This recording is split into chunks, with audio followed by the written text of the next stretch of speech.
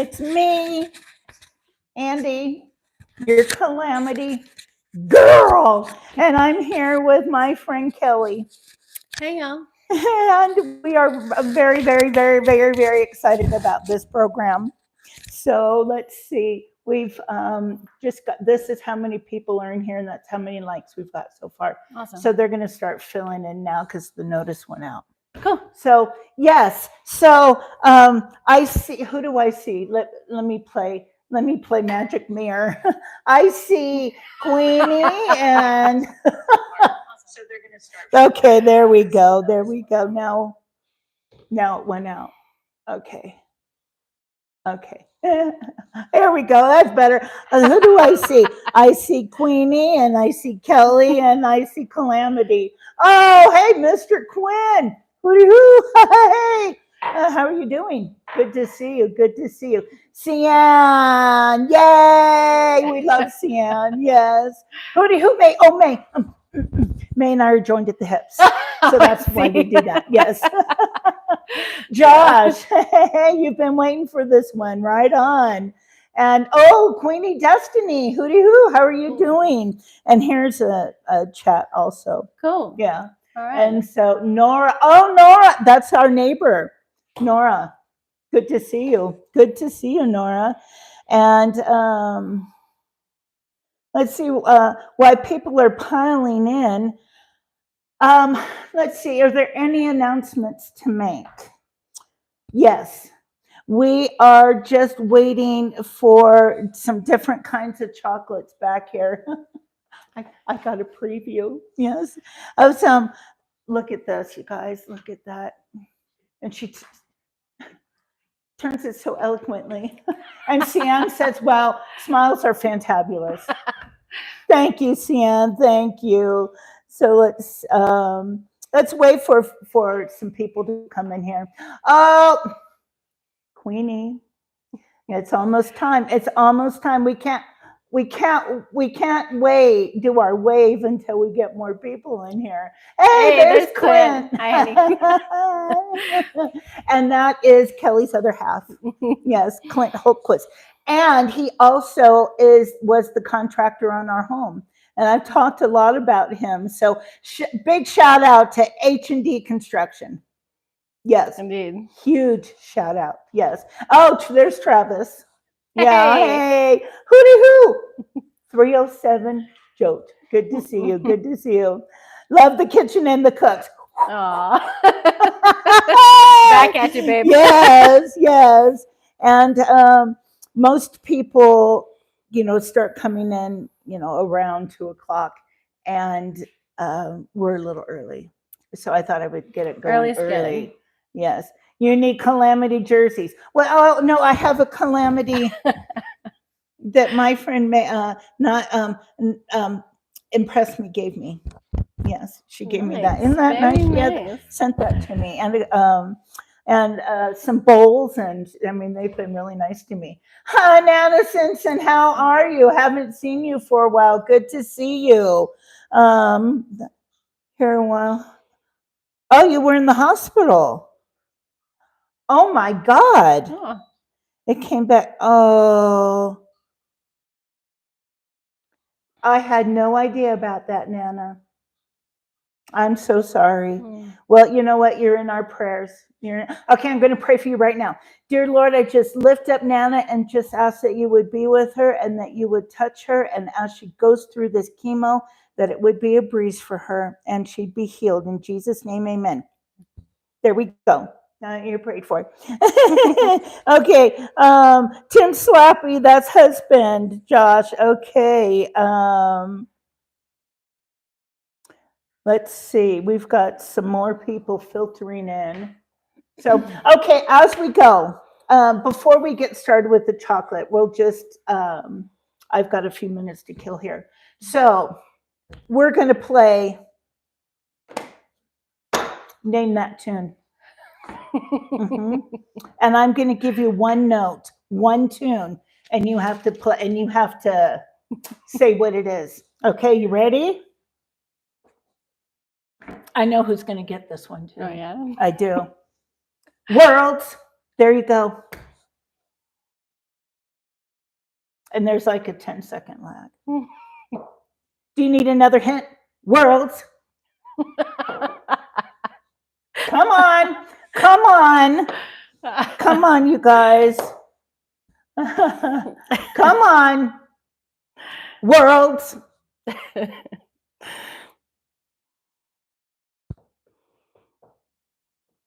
Nobody knows it? Nobody? Wow. I was waiting for May to say, no one knows. Okay, we've got a couple more people coming in. Okay. Well, then we'll come back. Okay. World turns. There you go. Second tune. World turns. Okay. That's the last one. I thought for sure this person would get it. Oh, yeah. Yep, thought for sure. Nobody knows. Okay, here's the first line. Oh, I need my microphone. World turns black and white. Okay, there you go. I know. Okay, Cian, if you don't get this, I just have to X-nay on you. That's hard. I'm kidding. I know. I know. But no, he knows every song. He's been in the music. Oh, Yeah. okay. Okay. You stumped the panel. Yeah. Okay. Point then. for you. Yeah, big point. Mhm. Yeah. Okay. Still don't know. He got it. He got it. Oh my gosh. Okay. What song? What song is it, Cian? World turns black and white. He's still trying to spell it. Do you sing? You Okay. stand. Yeah. Do you know how the song goes? I don't know that song. Okay. Let's see. Let's have. Oh, do you know any of these? That's what this one is. I don't know. I don't know these songs. If you could. 1, 2. Okay. I got nothing. I'm drawing a blank. Okay, she's trying to blank. Hold on. We're gonna go one more. I didn't study up for this part. Okay. Well, okay, you've got to know this. What? Okay.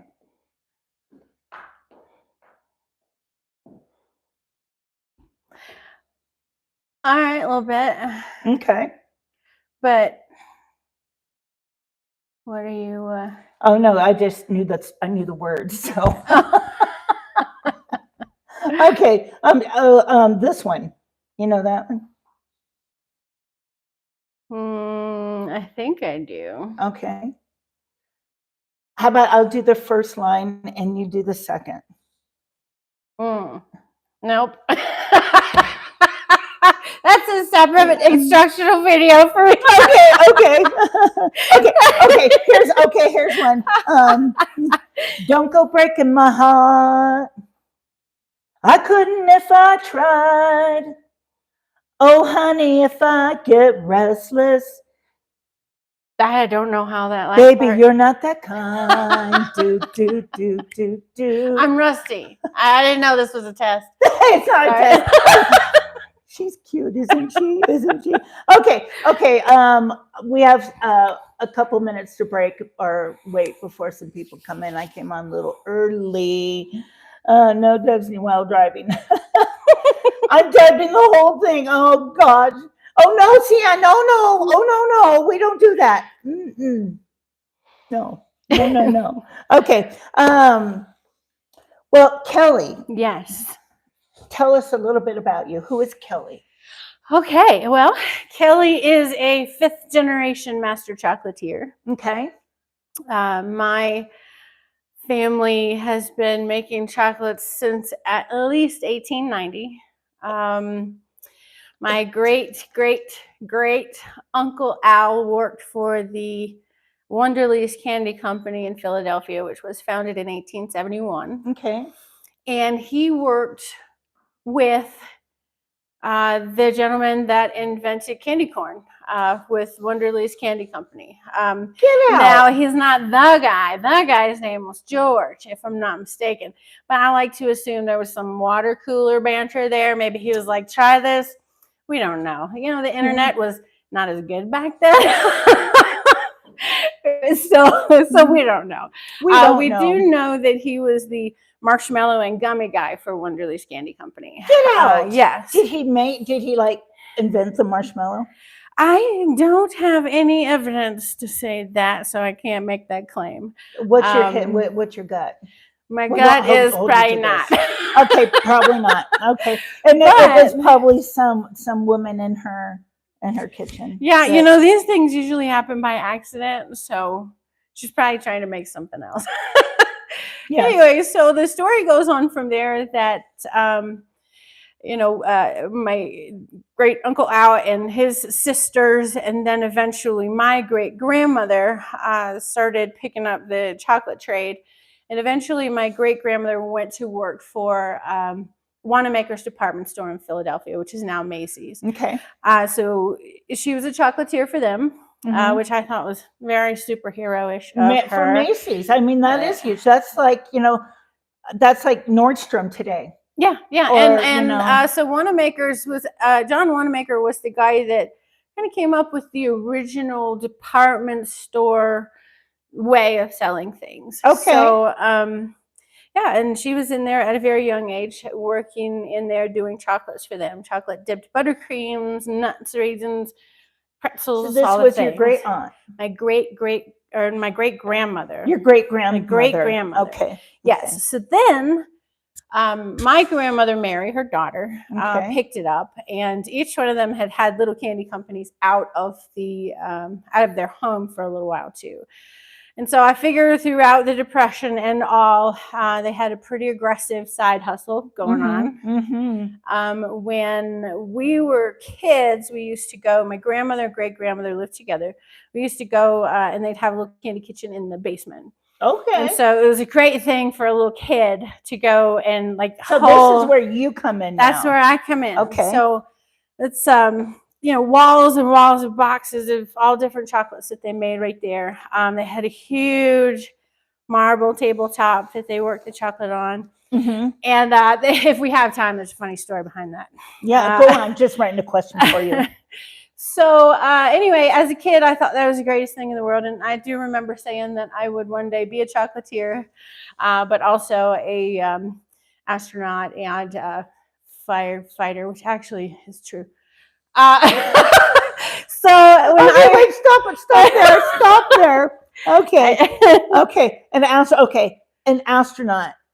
You could have been an astronaut. I could have been. You could have been. Chocolate. Yeah, chocolate. Space, whatever. Now, this girl reads philosophy books and chemistry books for fun. Physics, chemistry. I love that stuff. I used to teach chemistry of confections to help people just kind of understand their physical world a little bit more. So that was one of my favorite parts, was teaching and demonstrating with chocolate in real time. Because let me tell you, if there's a way to get a captive audience, throws a chocolate out there, and people are like, I love learning now. Yes, and it's all about science, isn't it? It is. Yeah. Anything in baking and pastry and chocolate candy making is a very delicate science. And I truly love that. I love manipulating little parts of it to see what else you can get. And oftentimes a new thing like the marshmallow invention happens. Right. Now, have you been playing around before and came up with something all brand new? Well, sort of. So I wouldn't call it brand new, but I can tell you, I think I figured out how those circus peanut candies were made, invented. You know those things? Yes, I do. So I had an employee one time making my marshmallow recipe, and he had way, way, way over whipped it. Now, you're trying to fluff air into something during a certain temperature window. And if you keep going and keep beating the heck out of it, well, eventually it's going to become very hard, and eventually it won't be stringy anymore. It'll just kind of break. Oh. And so when I came back to see what was going on, I had a whole sheet pan of something that looked just like circus peanuts, and I was like, I got you. Now I know. That should be your screen name, Circus Peanut. You know, Peanut used to be my nickname for some time. Is that right? Yeah. Can I call you Peanut? Sure, sure. As long as no one in here has peanut allergy. Hey, that's good. That's good. Okay, now you guys can hear us okay. Put a 1 in the chat if you can hear us okay. And so, see, now people are filtering in. Awesome. Yeah. So does chocolate go bad? Not really. So chocolate has a shelf life of years. I would say 2 years for sure. It's tough to gauge that because chocolate never sits around that long, you know. I know. Well, you know. Now, if you have found chocolate that's, say you open a chocolate bar, we've all done this. You open a chocolate bar from the store, and it's got sort of a splotchy, grayish kind of look to it. We've all gotten that chocolate bar, right? So that doesn't necessarily mean that it went bad. If you run your finger across that and it just feels a little oily, then what's happened there is the chocolate bar sat in a place that was a little too warm for a little too long. Oh. And all that happened there is that the oils in that chocolate have risen out of the suspension and settled again on the top of the surface of the chocolate bar. So that can actually be retempered. Like if you know how to do that, you can literally put those things back together into your chocolate bar. Or you can just eat it and it's not a problem at all. Hang on, I think we need to hold on just a second. Mm-hmm. Can you guys hear us? Can you hear us? How we doing? Breaker 19. Cappy. This is yes. Christmas yes, Carol. Yes. Okay. Thank you. Okay, Good. This is good material. I don't want anybody to miss it. Good.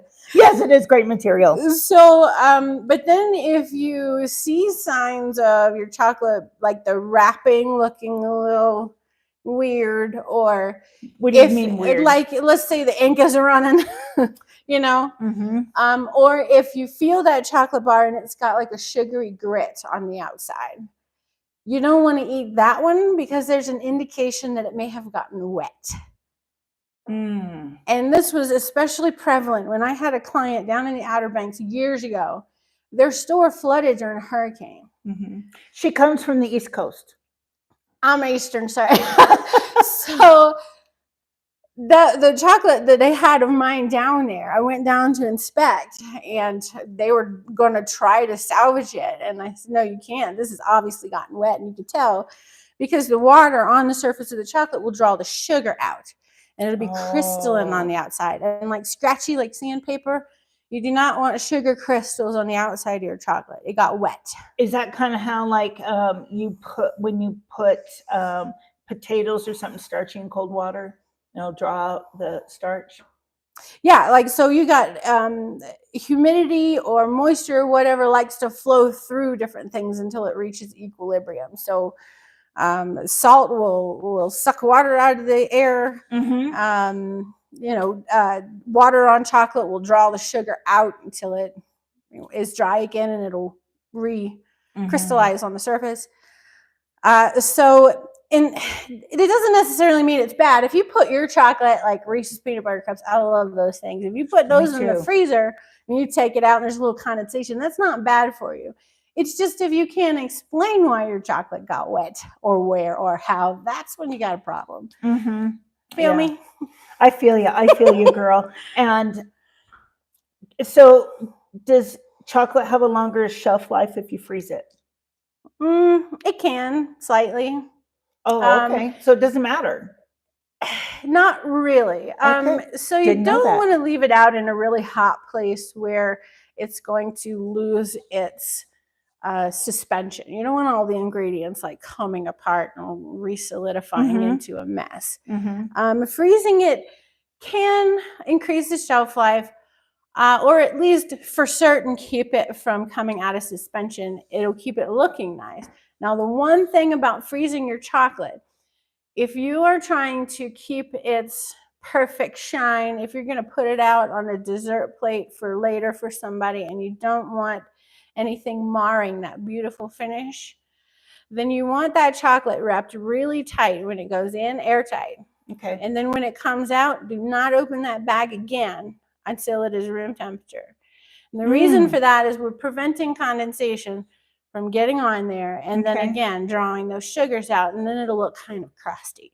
Gotcha. So that's a pro tip, you guys. There you go. There you go. Oh my goodness. Let's see. I didn't even look up, but we've got a lot of people coming in. Whoops. And then did you see that fly? I did. My pen flew. Man. Yes. Deb, hey, what do you who? Let's see. Jaffo, Josh, True. Oh, True. Yay. Let's see. Chat air just refresh. Yeah, YouTube is being kind of stinky. Yes, yeah. No bueno. Yeah. Oh, frozen candy bars in the summertime. Yes, frozen candy in the summertime. It's a great thing. It is. Hey, Logan, how you doing? He's a big cook too. We have a couple chefs that pop in here every now and then too. So I'm sorry to interrupt you. Please continue. Where was I? Wrap it very tight. Yes. So yeah, you just want to keep it airtight until it comes back to room temperature. That's all. Okay. When it comes to shelf life and chocolate itself is so stable because it doesn't have any moisture in it. It doesn't have water in it at all. So it's not even technically an emulsion. It is a suspension. Speaking of water, go ahead. Keep going. And so when you start making ganaches, which is what we're going to do today, that is an addition of moisture to the chocolate. Now you've got something that is an emulsion. And you have to be careful because the more moisture you add to something, the more opportunity you're giving it to go bad, to be less stable, right? So what you want to do is, and I'll give you some tips on this, but try to avoid too much addition of water in your ganaches. So they will last longer if you don't just pour a whole bunch of water or milk or anything delicate like that. Again, I do have some tips for you on that one. Okay. So, Kelly, are you working full time in chocolate right now, or what's going on? Well, you know, it's the funniest thing. So, after COVID and after the abrupt nature of that interruption to my chocolate life, I've been doing this for like 27 years. Yeah. I decided to take a little hiatus. So I'm fifth generation. I've got some cousins who were interested in joining with me, and I had trained them back in Virginia. And so around August or so, after I moved to Wyoming, I just decided it might be a good time to sell. Right. So I did that and made a really, what I thought, solid attempt at retirement. Well, yeah. It didn't take. You get bored during retirement anyways. It didn't take. So the universe has told me, oh no, because I have had so many questions and will you please just do this one more thing for me? And companies still calling, because I not only did regular like truffles and European style confections, but also as some of the pictures that you posted have done custom laser etched logo chocolates for companies. And that's been a huge, really fun part of the whole job. So the companies didn't stop calling. Of course not. So I keep saying I'm retired, but no one's listening. They're like, oh no.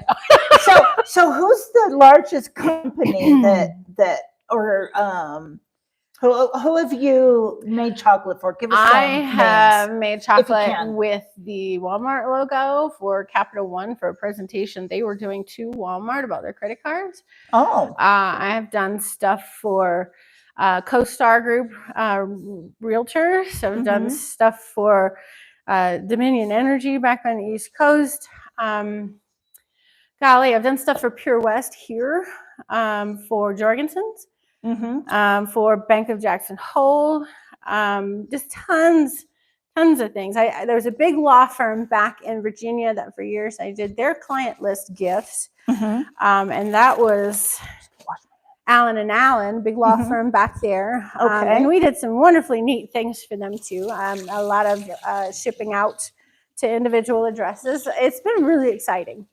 So is that your desire to maybe get back into working with the corporations? Are you more interested in working with individuals or little groups, or what's your? Well, to be honest, I would say at some point in the future, I have had a desire to get back into the full-blown thing.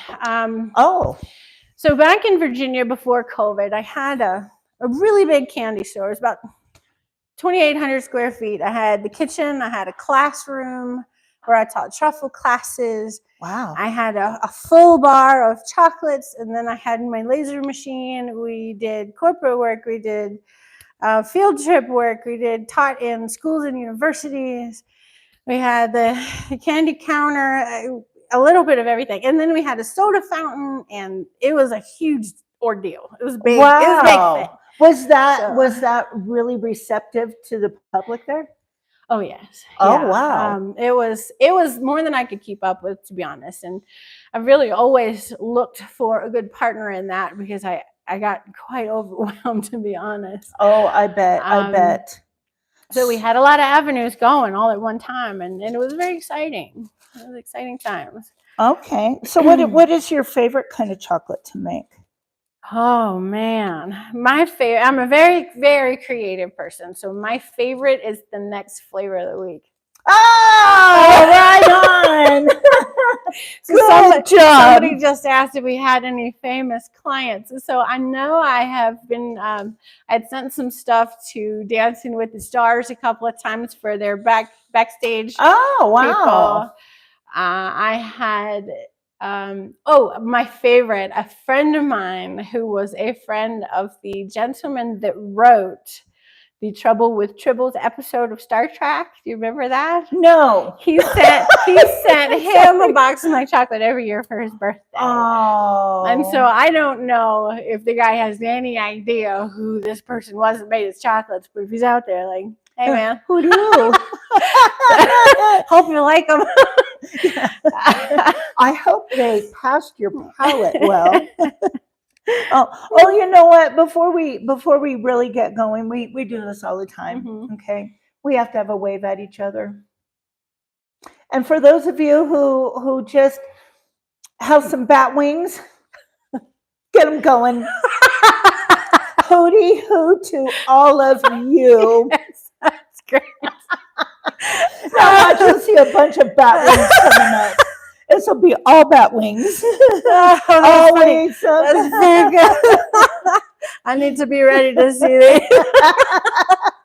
Okay, so they're going to start coming up. Okay, here we go. You guys, this is my favorite part. I just love it. You know that. That's hilarious. Yeah. Okay, and so what do we got online today? Are you ready? Okay. I think so. I think so. We're ready. People will keep filtering in. We had a class here in your most beautiful kitchen for filming cooking ever. Your other half created it for us. Yes. Shout out again to Clarence at H&D Construction. Big time. But this gorgeous kitchen, you see it. It's amazing. So, and we did a truffle class here. Wait a minute. Who did the cabinets? I helped a little bit, but Clint is the master cabinet man here, and they are gorgeous. They are gorgeous. I learned so much from him. And she did my windows too. Yeah. Oh yeah. Yeah. Did chat read my message? No. Hold on, Jaffo. Just a second. PT2, a 2-year-old runs by staring at the bowl, then runs to it and grabs it, then climbs in. What? Oh, wait, what? Okay, oh, that's a part 2. Okay, part 1, to all chat, read this. The restaurant downstairs has a large bowl of water for pets out front.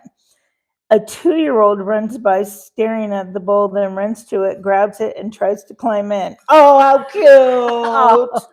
Oh, is it really hot? Hi, Heather. Oh, okay. Now So- we're ready to roll. So you remember what a truffle is. I do. And I get this question a lot. All right, what's a truffle? You're asking me? Yeah. Oh, I didn't know I was going to be quizzed on this. It's all right. I don't have you flip it on you. Okay. It is chocolate melted down with cream and butter, Dead on. and it is quickly rolled together, and then you can roll it in all kinds of different flavors and spices. Yes, nicely done. You're an excellent student. No, thank you. So a truffle is that soft centered chocolate. So made with chocolate as a base. So you've got your caramels, you've got your chocolate covered nuts. All of those confections are separate from an actual true truffle. True truffle is one filled with ganache, which is what we're making today. Okay. And that is chocolate melted down with the addition of cream and or butter. Ganache. So, but there's breakdown further. There are different kinds of ganache, different applications. The world of ganache is wide, and it's open to so much creativity. Can it fit me in there? I'm a wide load. There's so much room for you in ganache. Yes, there's room for the calamity. So you've got things like a butter ganache, which is more cream or more butter than cream. Okay. It's butter forward. Okay. Oh, okay. It could be all butter if you want it to be. We like butter. I know, right? But I like clarified butter a lot too. Excellent choice. Yes. See. So the that type of ganache is really good for what we did in the class, which was hand rolled truffles. It gets very firm, and as long as your hands aren't too hot and you work quickly, you can hand roll those, as you said, and roll them into different toppings, or you can coat them in a chocolate shell or whatever you want to do. Also really nice is a cake icing, by the way. Oh. Pour it on top of your cake and let it set. And then you've got a really dense chocolate frosting. You never go back to buttercream after you've had a ganache iced cake. Oh, it's brilliant. Okay, on a separate show, will you come back and show us with the ganache cake? Absolutely. Okay. Are you guys okay with that? Are you put a one in the chat if you're okay for her to come back to show us the ganache cake? Okay. So then you can do a much thinner ganache, and we're saying that means we're either going to add a lot more cream. Yay! That's a yes. So you can add a lot more cream and maybe no butter, or just a tiny bit of butter if you want that flavor in there. And then you can have a ganache that's much looser. You can pipe it into shells. Like I've got some truffle shells over here. We'll pipe some into. Okay. So that maybe. Yeah. Oh, yeah. Oh, I didn't know that I thought that I would watch because I'm uncoordinated at times, but I'll give it a go. Oh, sorry. I'll just pipe one in and toss it in your face. How about that? I mean, in your mouth. How about that? Well, you can toss it in my face too. I'll get it in there. I'll make it in there. It'll make it in there. So, hey, Cree, good to see you. So then, as I mentioned before, you want to be really careful about what sorts of things you add into a really loose ganache because you don't want it to spoil. Okay. So if you're going to still have some shelf-stable chocolates, you need to be cognizant of what you're adding into that ganache. And I will show you some things. For those drinkers out there, anything with a little bit of alcohol in it will sort of drive away the moisture just enough to help that actually work as a preservative. So a really soft wine ganache truffle, yes. And that helps preserve it. It's a nice thing. Chocolate and wine go very well together. They're my favorite food groups. So. Okay, any wine? What kind of? Okay, can you? Whatever you like. I love. I've done a salted butter and dark red wine truffle. It's glorious. It is glorious. Really? Yes. I love a dark chocolate for that. You can use, like, I've got over here some Chardonnay, like a buttery Chardonnay with a milk chocolate, a little bit of salted butter is also amazing. Two totally different worlds there. Fantastic. So instead of a little bit of sweet and savory, you have a little bit of sweet and winery. A little sweet and boozy. Sweet, savory, boozy, it's all the things. Well, it depends on how much you have, then they'll all blend together. So then you can also use espresso.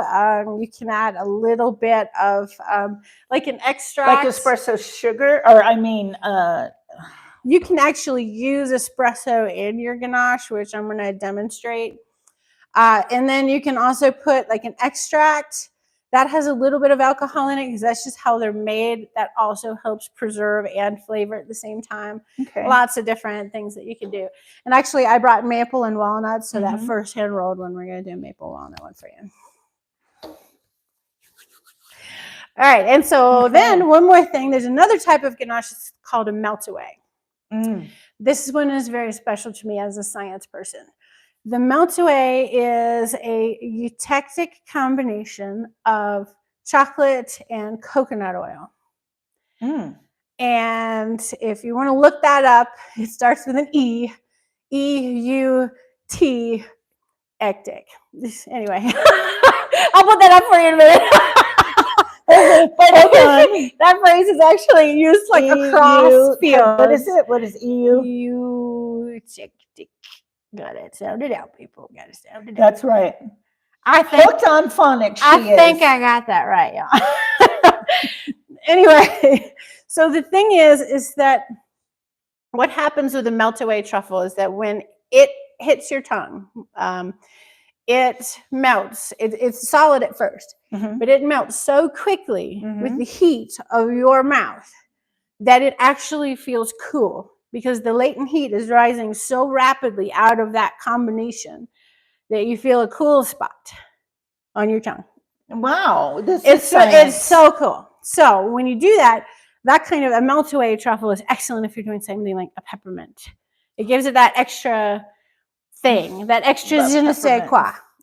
So you get the taste of the peppermint, you get that sexy mouthfeel of the chocolate, but you also get the temperature sense hit too. So it just it hits everything.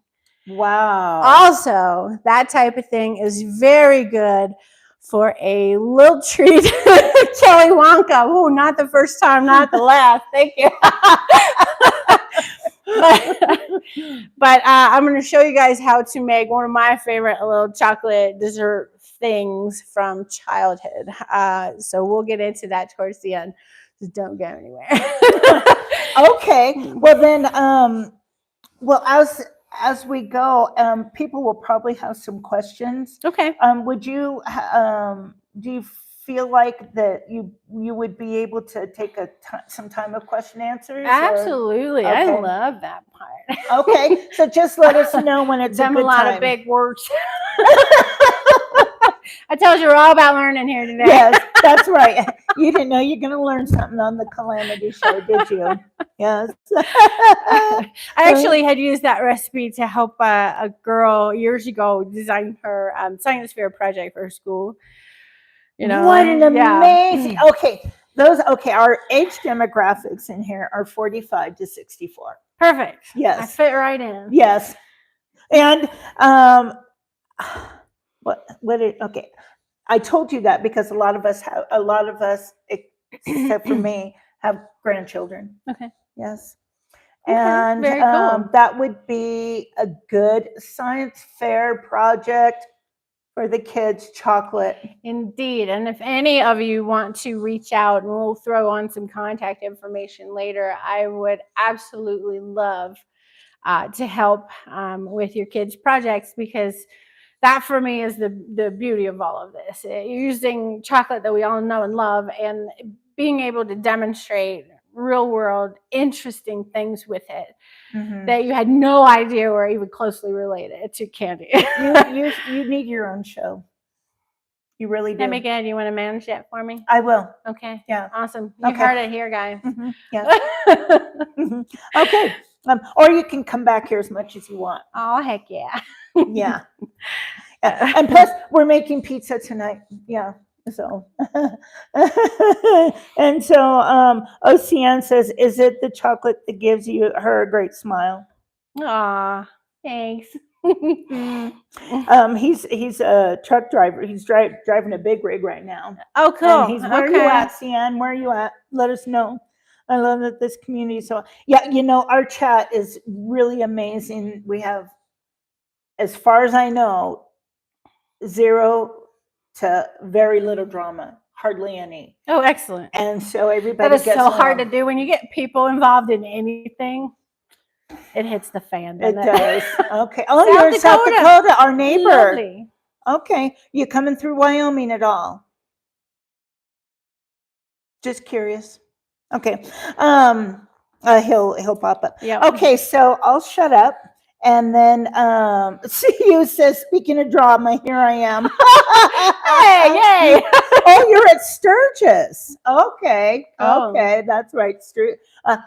Hugh. Hootie who? Hugh.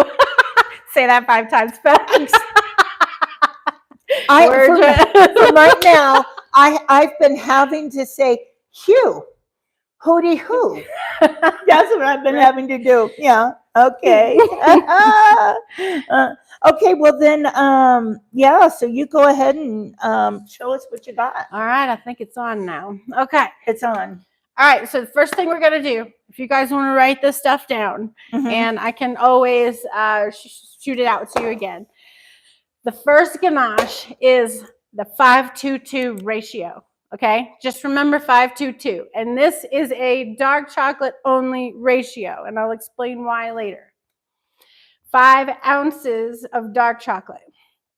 Okay, maybe we should wait for them to get a pen because they might not have one. Okay, I'll say it again too. Okay. 5 ounces of dark chocolate, and I like to use a food scale for this, guys. It's more accurate, and accuracy is key.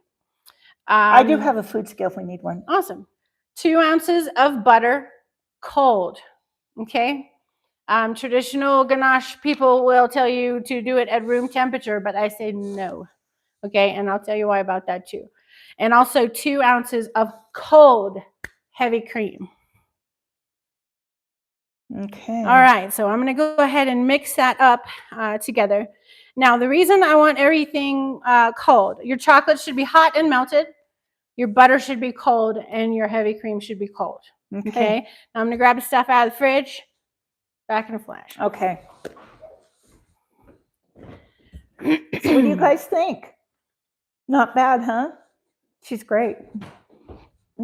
Oh, she's back in a flash, and my time is what I miss. Well, let me see. Where do I start?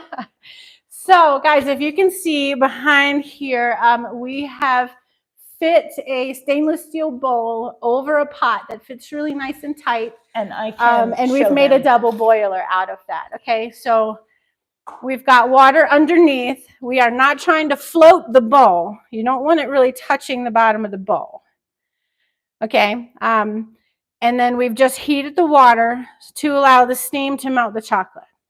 And that is because chocolate is very easy to burn.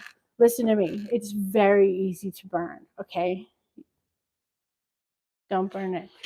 You can go from really pretty chocolate to fireball like without that much effort, okay? Oh. Trust me on this one.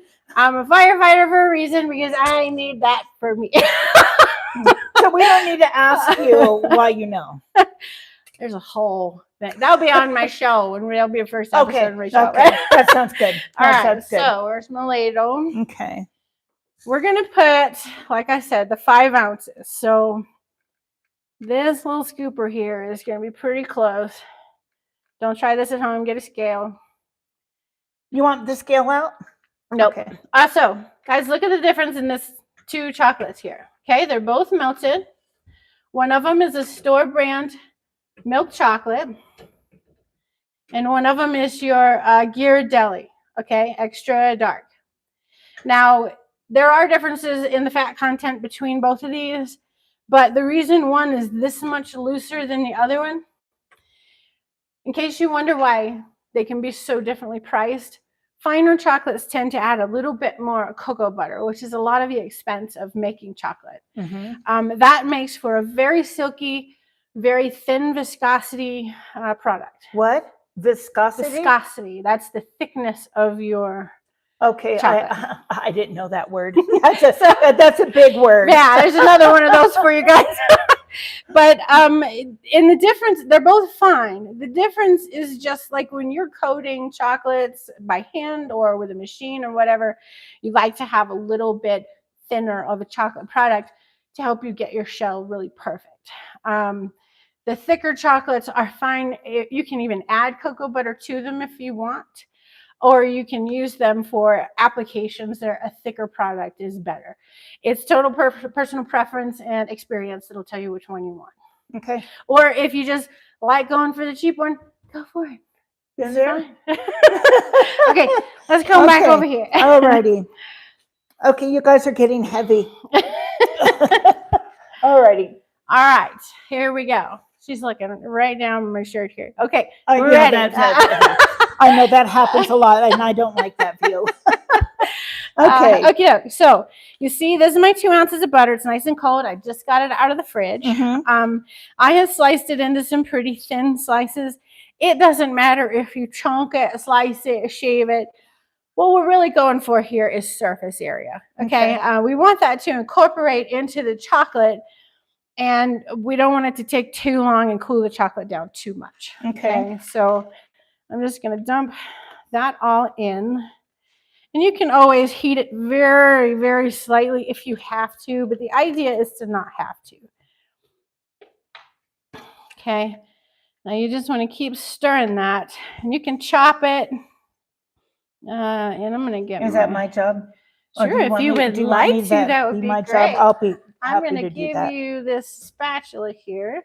Okay. Because that'll help you get a better smoosh on the butter. Okay.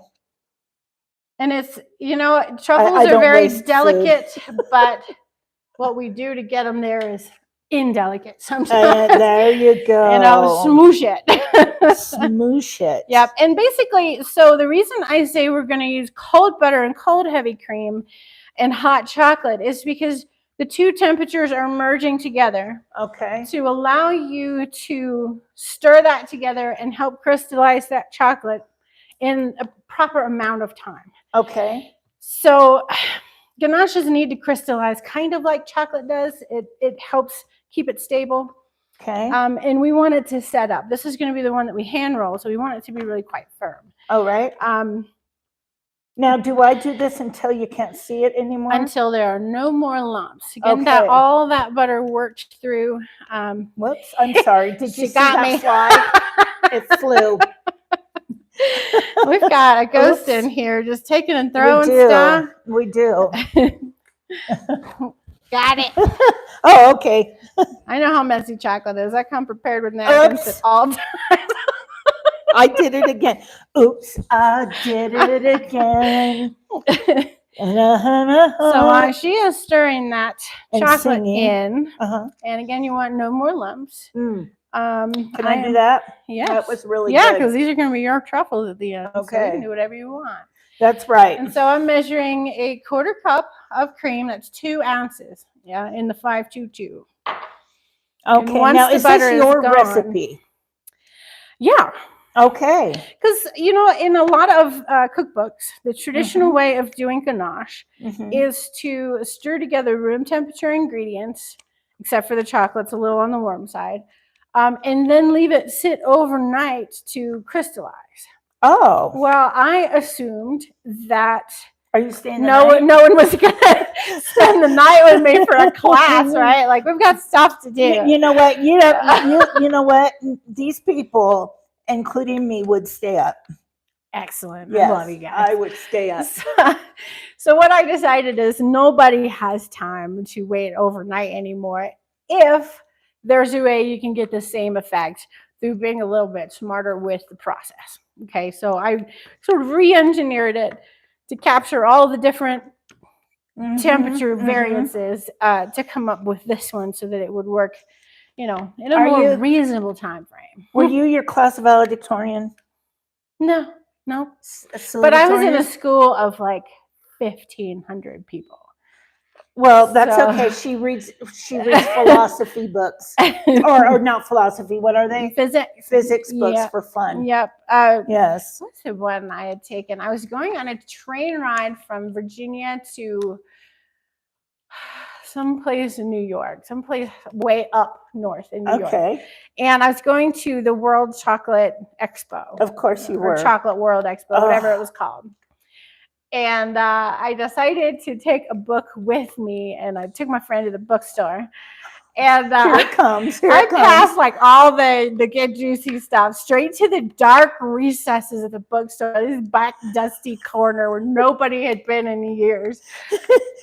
And it has clearance like 9,000 times on it, marked down. I had picked out a book on thermodynamics, and she laughed. She said, "I thought you were going to get 50 Shades of Grey or something." And I said, "What's not sexy about thermodynamics?"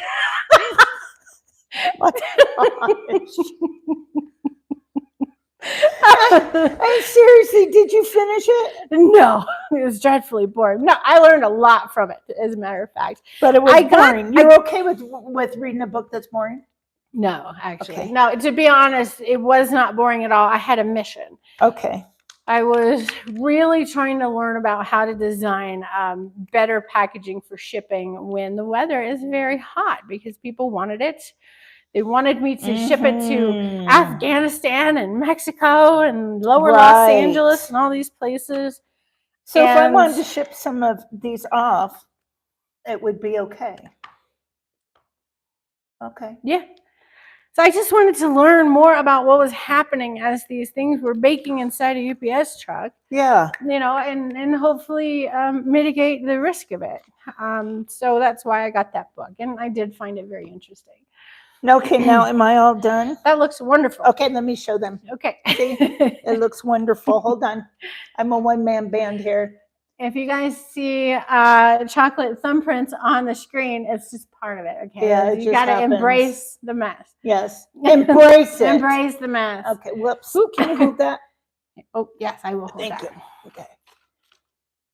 Of course, she'll hold the chocolate. Okay. Sorry, guys. All One-man right. band here. So we've got our cold cream here. You see her ganache is very pretty. We're pouring this in. How's your stirring arm? You feeling good? Yeah, I'm feeling great. My bat wing is ready to roll. You'll be strong like bull when you're done. On one side. Oh, yeah. You stir inside. One big bionic arm. Oh my gosh, this is just... So now what we're doing, guys, is we are mixing that together until it is completely homogeneous. Sorry, mixed Can you together. do this in a mixer, or does it all have to be done by hand? Is that the best way? So you can do it in a mixer, but this is a good way to control all the temperatures. If you've got a very cold bowl, it might solidify the ingredients too soon. Oh. If you're beating it too fast, it might overcrystallize everything and way overdo it. Okay. If you do it too fast before it's mixed in a little bit, you're going to sling that cream back on your face. We won't ask you how you know and about look, that. yeah, none of these things ever actually happen to my face in the real world. Yeah, right. They did happen to my face. Okay. They did happen to my face. Yeah. I have made some colossal messes in my life. I made a little mess. You're doing great. I've seen much worse. Okay. All right. So check this out. So we're starting to get it mixed together now. Oh, I'm not done? Oh, no. Oh. So let me tell you what it's flipping down. Yeah. So let me tell you what this thing's going to look like when it's done. Oh, okay. Almost there. Here we go. Okay. So we want this to set up enough to where you're like rolling the ball around in the bowl. Like it's really going to take, and it's going to be like a chocolate boulder. Okay. So let me ask you, because you're a science lady.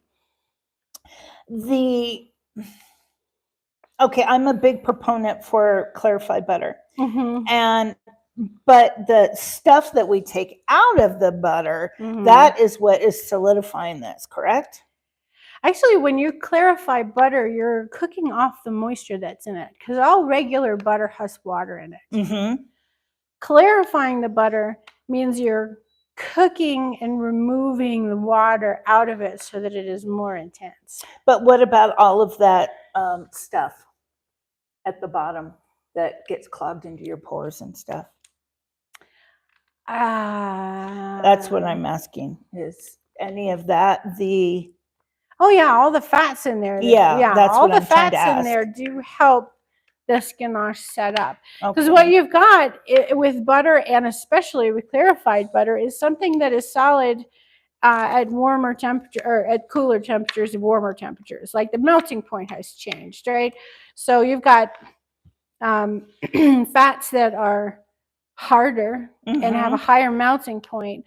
So when you incorporate that into something that also has fats with a higher melting point, you're going to get a product that is just firmer. So this chocolate, is that the 7? Can you show them what it is? Yeah. So when you're making this, guys, find you a nice bag of chocolate chips like Yay. Now, these are really nice, smooth melting, really good cocoa butter content. Yeah, they're expensive, but all in all, you're going to be able to make about 50 truffles out of a bag of these. So you're doing pretty good. Okay. All right. So now what we're going to do, now guys, it is a little bit warm in here. Is it? I can open some windows. It's fine. Technically, when you're making chocolate, like for a living especially, you want like a 68-degree room. Oh, okay. It is a little warm in here. It is summertime. That's okay. But we're going to let this rest now. Oh. So all of that agitation is probably still going to allow it to set up at room temperature, but we're going to let it rest for a little bit. Okay. And let your arms rest. Okay, that sounds good. I'll wash my hand. Okay.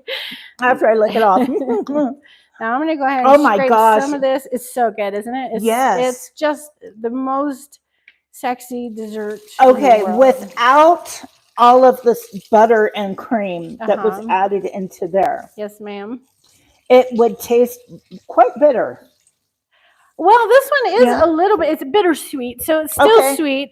This is not like just extra dark with no sugar, so it's still going to taste like a really good bittersweet chocolate bar. Oh, okay. Okay. Yeah. So you see how this is right now, guys. It's still soft.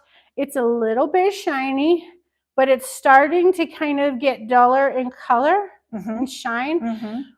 That's good, because when it sets up, it's going to get dull like that. That's showing that all of the fats are coming to the right temperature and they're not melted, because it's shiny when it's melted. Right? Oh, yeah. And it's dull when it's setting up. Now look how firm that is. Just before our eyes. Yeah. It's firming up. You could really tell exactly. You could stand up a flagpole in there.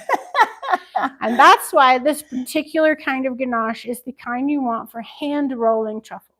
Okay. And so now I want to compare this to our next type of ganache so that everyone can see the difference in consistency. Sounds good. So we're going to set this one to the side, you guys. Okay. And we're going to make the next one and show Not in the fridge? Nope, right to the side, room temperature. Okay. Okay. Now we make the other one, we'll show them side by side. And then we'll talk about applications for both. Okay. Okay. All right. So because it's a good scientific experiment, we are not going to change the type of chocolate we're using for this one. Hi, Christina. We are just going to change the butter or cream content. Okay. Okay. Got it. So we're trying to make a runnier one here. Okay. Okay. All right. You ready? Yep. All right. I'm going to grab a bowl. We're going to do it again. Okay. Now this one's going to be a lot faster. Okay. You guys are getting heavy, so I'm going to pick you up again. Hey, if you can hit that like button, that would really be really cool. Yeah. Thanks. Hey, and you guys, if you send anything via Linktree, you know, Cash Apps or you know, any of that stuff, because this is all on Kelly's dime, so all of that will go back to her. Aww, so I'm just letting you know. thanks. Absolutely. Yeah. So all right, so let me think about this. We're going to make this one a lot softer. So what does that mean? That means we're going to need more liquid and no butter. So that's, okay. Because the fats in the butter help it stabilize to the level that we just saw. Okay. So now we want one that's going to be really smooth. Okay. And not firm like that, because we're going to want to pipe it with a piping bag into a shell. So Okay. when we take a bite of that one, we're going to be gonna- super soft. Okay, let me get Sounds a drink good, of right? water. Yeah, for me those too. of you who don't know, I have multiple sclerosis, and I have problems with my cognitive at times. I kind of get stuck, and I see words, but I can't get them out. And a lot of times the ones I get out are the wrong ones. And then the other thing is my hypothalamus gland. I'm sure you know what that is. No. Oh, it can. Okay. Got me. Basically, I don't know when I'm thirsty. Oh, My brain doesn't compute. interesting. Hypothalamus I might have gland. that Yeah. problem. I mean, the gland I probably do, but yeah. Well, interesting. I went from drinking a lot all the time, and now, and it slowly happened, and then, I mean, I'm lucky if I would drink one of these, throughout a day, maybe 24 hours. Wow. But Travis got me this. Oh, it's very nice. Okay, I've seen those. That's very cool. I love it. And you know what? Stay hydrated, people. I haven't had anything but water this is my 20th day. Yes. Awesome. Thank you. Well done. All right, here we go. We're going to make a looser ganache now. And we're going to do this one real quick because we want to just show the difference. Okay. Now, that ganache that we just made really makes a nice cake icing if you want to pour it on when it's liquid and then let it set. Like set it in the fridge or whatever. Throw some berries on it before it cools down. And now you've got this amazing icing. Okay, so try that sometime. It's no, they'll try it with you. Oh, that's right. We are going to do that. Okay. Yeah, that's right. We're going to do that. Okay. Hold on. Let me pick you guys up. Sit still, you guys. It's hard to control the camera. All right, here we go. So we're doing this again. Let me try not to turn on this other burner with my butt. All right. There we go. All right. So we're not going to add any butter to this one. Okay. All right. So are we you want to set them back? Yeah. One man band here. Sorry, guys. The camera crew is sick. We'll work on that. That's another show. So we're going to put in some more heavy cream here. Okay. Let's conduct this experiment. So we did 2 ounces of butter and 2 ounces of cream. Okay. This time we're just going to do our 4 ounces, but all cream and not butter. And let's see how that changes the consistency of it. Question. Yes, ma'am. Butter comes from cream. Yes. So this should have all of the components in it to thicken it up. That's a fantastic question. But this has more water. Okay. Yes. Oh, hence buttermilk.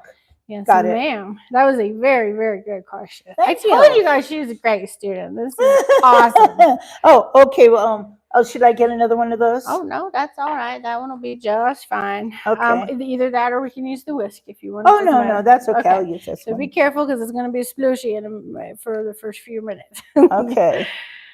You might want to back up, people. Now, the funniest thing about teaching these classes is I had to warn people that if you are working with chocolate with your hands and you got stories to tell, please don't sling it across your neighbor's face. Right? If you talk with your hands. And I do. Yep. You know, my neighbor Brad, he's a chef. Remember him? He was here for that chocolate class. I do. He was here a couple weeks ago showing us all how to make, that sourdough starter that you got came from him. Oh, lovely. I can't wait to try that. Yes. Clint, we got to feed the mother. That's right. Yes. Please don't forget to feed the mama. Okay. Okay. It's getting here. That's beautiful. Okay. I could see how it is, it's kind of, setting up a little bit, but nothing like that guy. You know what? I could see that I could see now how this is the one in the middle that explodes in your mouth. Yes. The flavor. Now, there's another interesting thing to look at in this one. And balancing an emulsion, a chocolate emulsion, which is water and fats together, can be complicated. And we're going to try to demonstrate breaking an emulsion too, so that we can show how you can put it back together. But now I know you can see this. I don't know if the people at home can actually see it, but the consistency of this one is showing. See how it looks very slightly grainy on the surface? Do you see that in the reflection? Very slightly grainy. What that is doing is whispering to you that might be too much water. Oh. Okay, so what happens with oil and water? They don't mix. Right, oil floats. Yes. Right? So if you add too much of a liquefier to your chocolate, to this fat content here, you will eventually break that emulsion. Okay. And your chocolate tells you that it's about to do that. It talks. Yes, it talks. Oh, it talks. It does. People, look. So talking chocolate. I bet you didn't know that was going to happen. It definitely talks. It whispers to you, help me, this is not right. So you can see, like, this is holding together pretty well, but if we added just a little bit more, that might become too much moisture for the fat content and it would break. So we need to look for... There are signs. For example, if you start seeing any oil sort of form at the top, and with agitation, you'll start to see it try to break away. Okay. Eat me is all I hear. That's good. He's funny. He's a lot of fun. Eat me. So also, if you're stirring it and the sides of the bowl stay completely clean, that's because all the oil is coming out of it and it is lubricating the side of your vessel. Gotcha. To the point where nothing can even stick to it. You've broken your emulsion. So that's what happens. But alas, do not toss it. Emulsion, what's your function? I do know that song. There you go. Conjunction junction. That's it. Yes. And where's that from? Schoolhouse Rock. Hey, that's right. Schoolhouse Rock. Yeah, that stuff raised me. Yeah. So anyway, this one is holding together nicely, but it is actually closer to breaking. Now this one's a little shinier, it's a little softer, and if we were rolling this one with our hands, oh my God! See, you are such a good agitator. I don't take that compliment lightly. So in other words, with each different amount of liquid that you add, you're going to get a softer or firmer, or softer in that case, ganache. So we could take this a little bit further and make it super runny, in which case I would suggest adding like a wine or something to it so that it helped preserve it, as we talked about earlier. Oh. But you can get it completely runny.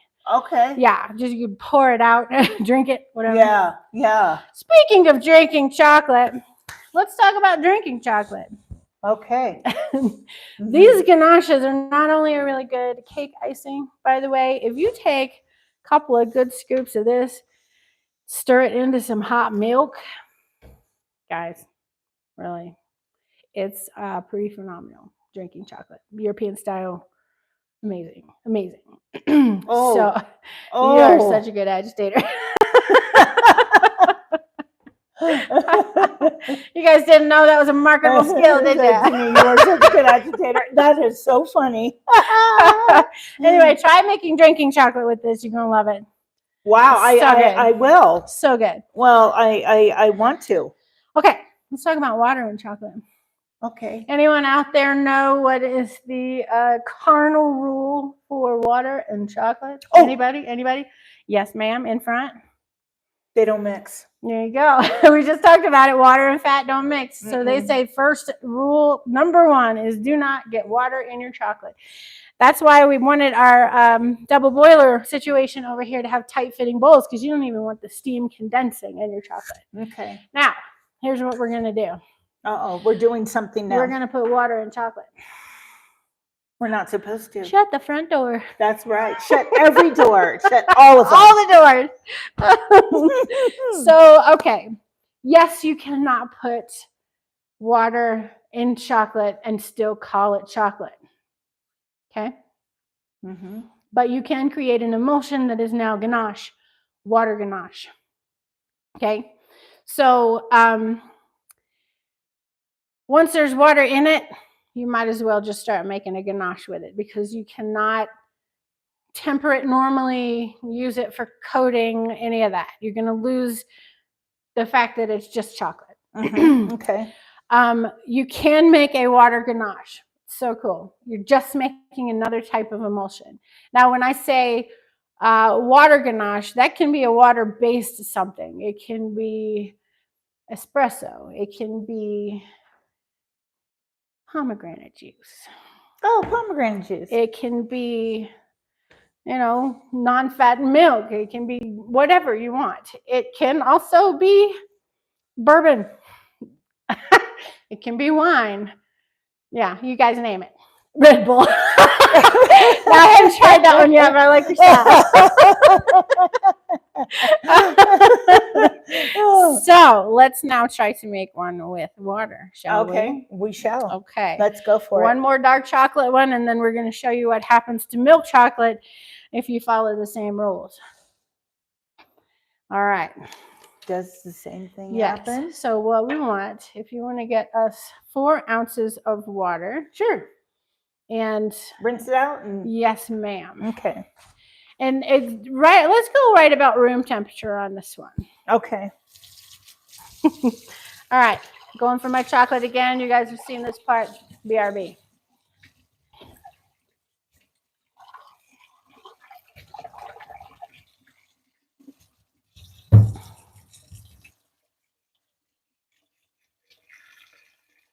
Okay, room temperature.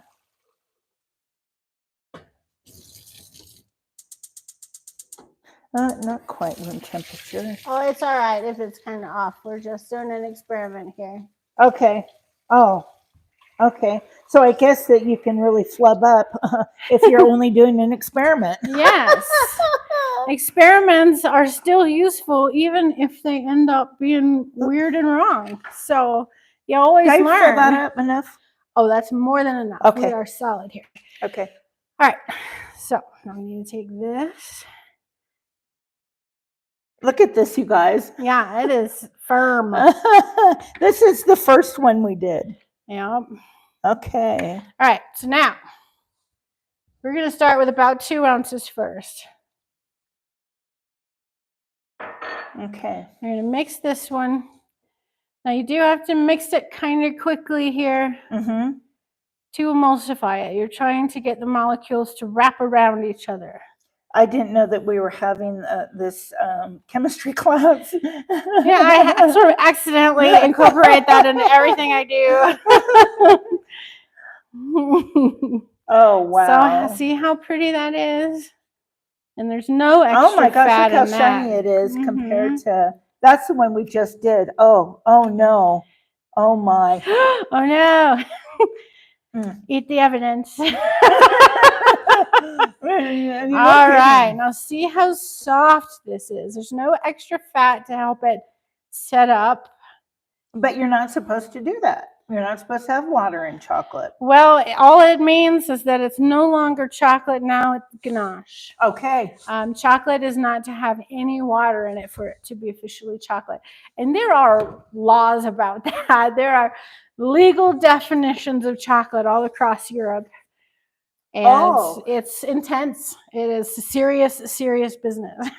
So would you, okay, now what part of Europe would you say that your chocolate is derived from? I wish I could tell you the answer to that because Was that another good question? Yes, because I haven't done nearly enough research. Oh, I would like to eat my way around the chocolate shops in Europe, but yes. I'm not sure I exercise enough for that. I'd have to Yes. run between countries. I'll go with you. Okay, let's do it. All right. All right, so see how soft this is, everybody. Yes. That is water ganache, nice and soft. This one will likely not ever set up like this one or the other one. It Never. will remain very soft and smooth. It'll set slightly more, but not much. Now, here's the fun part. We're going to see if we can really break one like really bad. Oh, hey, that's why they call me Calamity Girl. If there's one skill that I have, it is breaking stuff. You know what? You know how many bones I've broken? I've broken them all. This is why my mother was famous for saying, "This is why we can't have nice things." I thought my mother made that up. No. I'm right there with you, babe. You're not a boo in a china shop. Little did I know that I had multiple sclerosis. Oh, and so no, I'm just a wreck. I'm like Shrek on high heels, just bumping into stuff, knocking stuff down. Now, see, because of my vision, my I can't your think depth of it right perception now. is Thank off? you. Yes. Here to help. Yep. Okay. Should we break this one or should we break the milk chocolate one? I don't know. Let's break the milk chocolate one. Okay, let's break the milk chocolate one. I did want to show the difference between using that same 522, well, not both. Sweet. Let's do it. Okay, we're gonna break it. A little bit more water now, and let's see if we can get this thing to just you didn't measure fall apart. Well, I don't measure much anymore because I like to let the chocolate tell me if it was too much. Okay. Or too little. Oh, that's right. I'm the chocolate whisperer. The chocolate talk. That's right. Few people can hear that. This is true. And it took 29 years in chocolate for me to speak the language fluently. How many years have you been in chocolate? It has been your whole life. Gosh, it is almost 29 years. Wow. Yeah, I started when I graduated high school. Okay. And now I'm an old fart. So here we are. Most of us are. Most of us in here are. There's one guy, his name is Old Fart Andy. Oh, look at that. We didn't even break it yet. Look how soft it is, though. We got to keep going, y'all. Keep going. Uh-oh. It's going to get serious. This is scary. This is scary. Try not to splash it all over your phone. Oh. We'll move that. One time this it actually flew behind the oven and the chat was in there and oh, no. And I was everyone's looking at this. Yeah. Mud water. See, look, this is actually like changing color. We're diluting down the actual cocoa mass that's in the substance. And cocoa mass is, oops, I'm spilling it. Cocoa mass is the original stuff they squeeze out of those beans. Okay. The cocoa liqueur is also called. Oh. Which is the bitter, unsweetened stuff that makes it dark and yummy. Mm. Hey, you guys, if you're enjoying this, put a 1 in the chat. So look at this dark chocolate. It's so good. It's hard to break this one. Although I see oil. You see oil starting to rise out? Yes, I do. I think we're almost there. We're almost there. Except I'm going to have a chocolate drink here soon. Okay, they're enjoying it very much. No chocolate has been harmed in the making of these things, y'all. It will all get consumed. I think I'm going to Cocoa Planet. You are going to be high as a kite tonight when you eat all that. Gosh, my poor nerves. Oh, that reminds me, I need to take my medication. Otherwise, my nerves will really go off. Oh, well, let's definitely do that. Yeah. Making you hungry. I hear you. I'm pretty hungry here myself, you guys. Oh, we got a 1.5. Okay. Oh, nice. Bonus. Nice. Can I drink it now? Yep. Come on over. All right. So I can see this. I know it's hard on the camera to see it, but there are oil droplets starting to come out of this. And maybe you can start to see this kind of swirl in there. Yep. And that is because the oils are trying to rise out.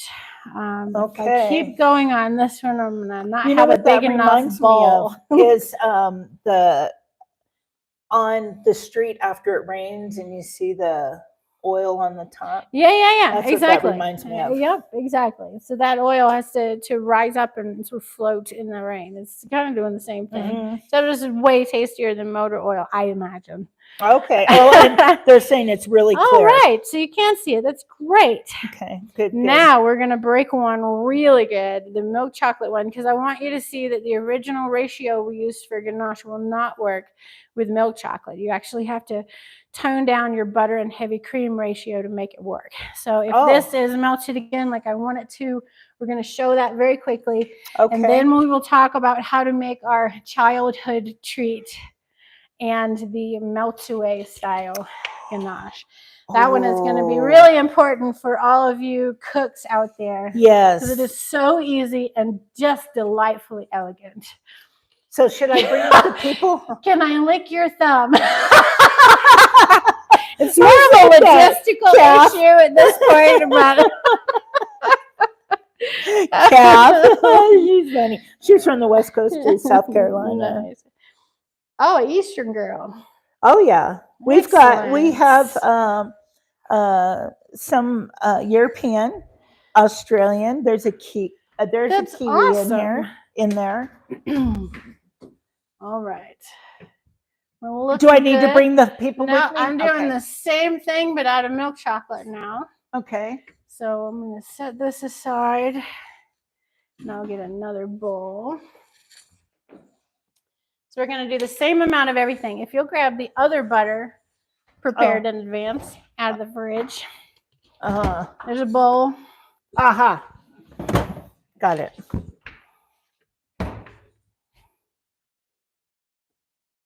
And again, the butter has to be really... We like the butter cold. This chocolate is nice and hot. So we want the butter cold. Okay. And if you will dump, I will dump. Okay. I'm just getting another spatula. Yeah. Perfect. Okay. This is a lot of fun. And we're back. You look nice in a bow tie. Okay. All right. So we're dumping the same exact amount of butter in like we did before. Okay. So you know what to do. Okay. Chop and smoosh. Chop and smoosh. Yep.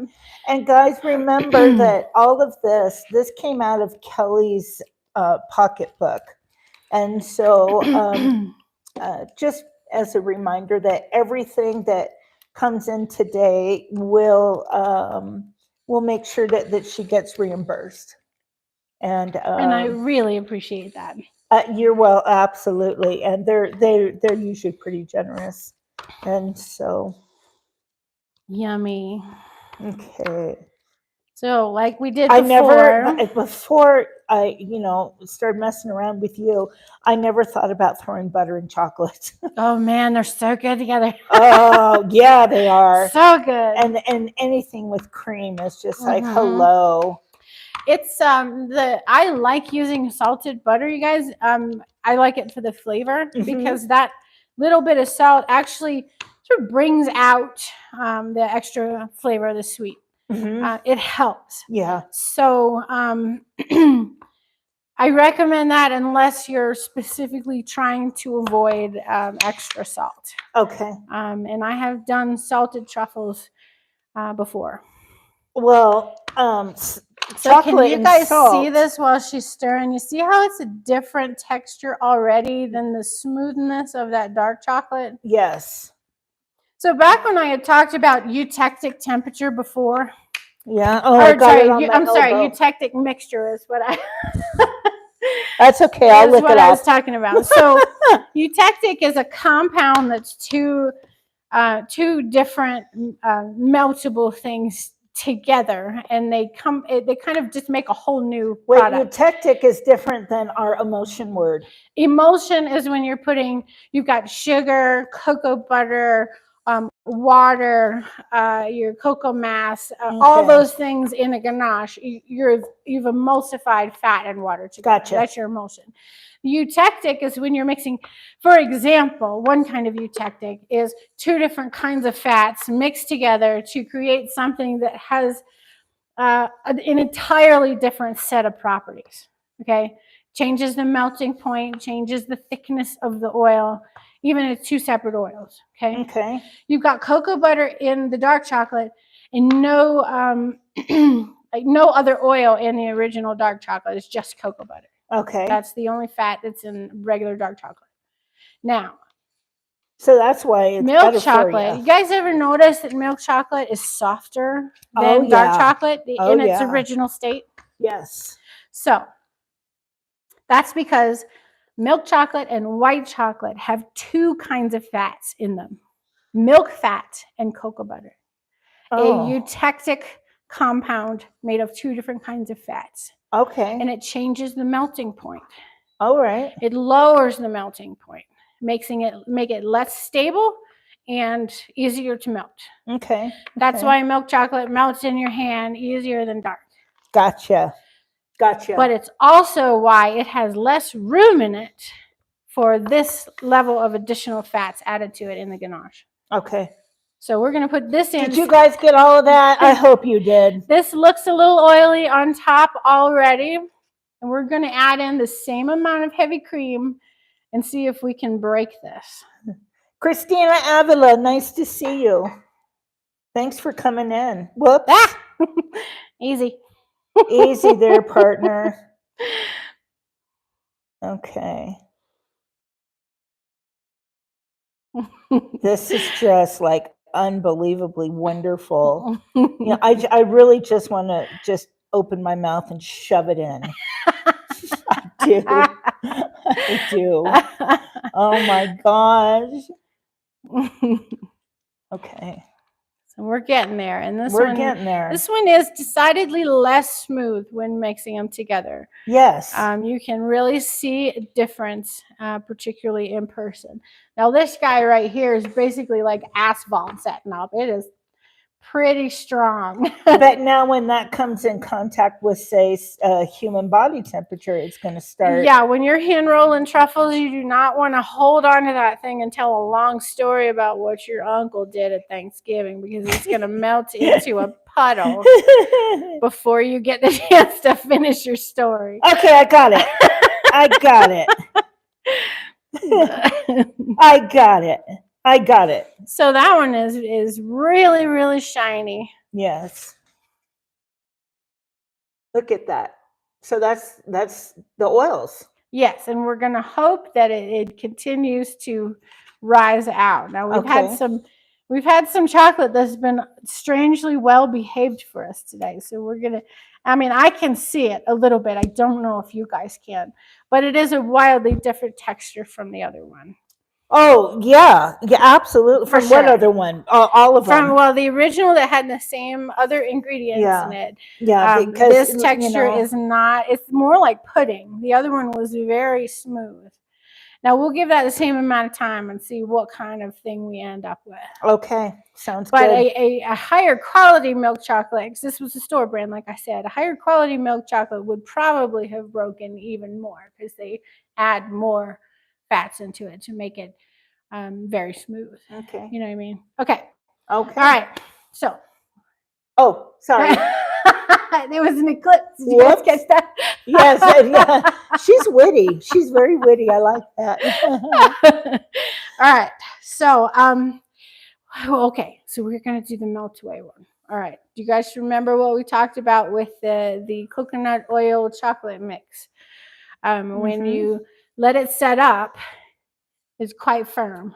And then you take a bite and it melts so fast. What happens? You have to have another one. She's not wrong. All right. Yes. All right. But also, what do you feel other than euphoria? Oh, well, I have a long list of adjectives. Which one would you like? A particular temperature sensation. Oh, so what do you, okay, what's the question again? We have not been drinking, okay? No, we haven't. I don't drink. This is us. This is us. Okay, so when you bite it, it melts so fast that it feels cold on your tongue. I've never noticed that. Yeah, I would have never got that and that's answer. the meltaway style truffle. So when we're gonna make So that I'm real gonna quick. look out for that. You know what? Remind us to look out for that if it feels cold. Okay. Yeah. All right, we're gonna mix that up, and it's a really fast one, but you're gonna love the twist at the end here. All right, Come so on, I need baby. just a tiny bit more dark chocolate, and then Let's we're gonna do put the in twist. some coconut oil. Now, a quick word about coconut oil. This stuff is really good for you. It's good for your skin. It's good for your cooking. Everything. It's really great in truffles. It is healthy for you, and it's a glorious thing.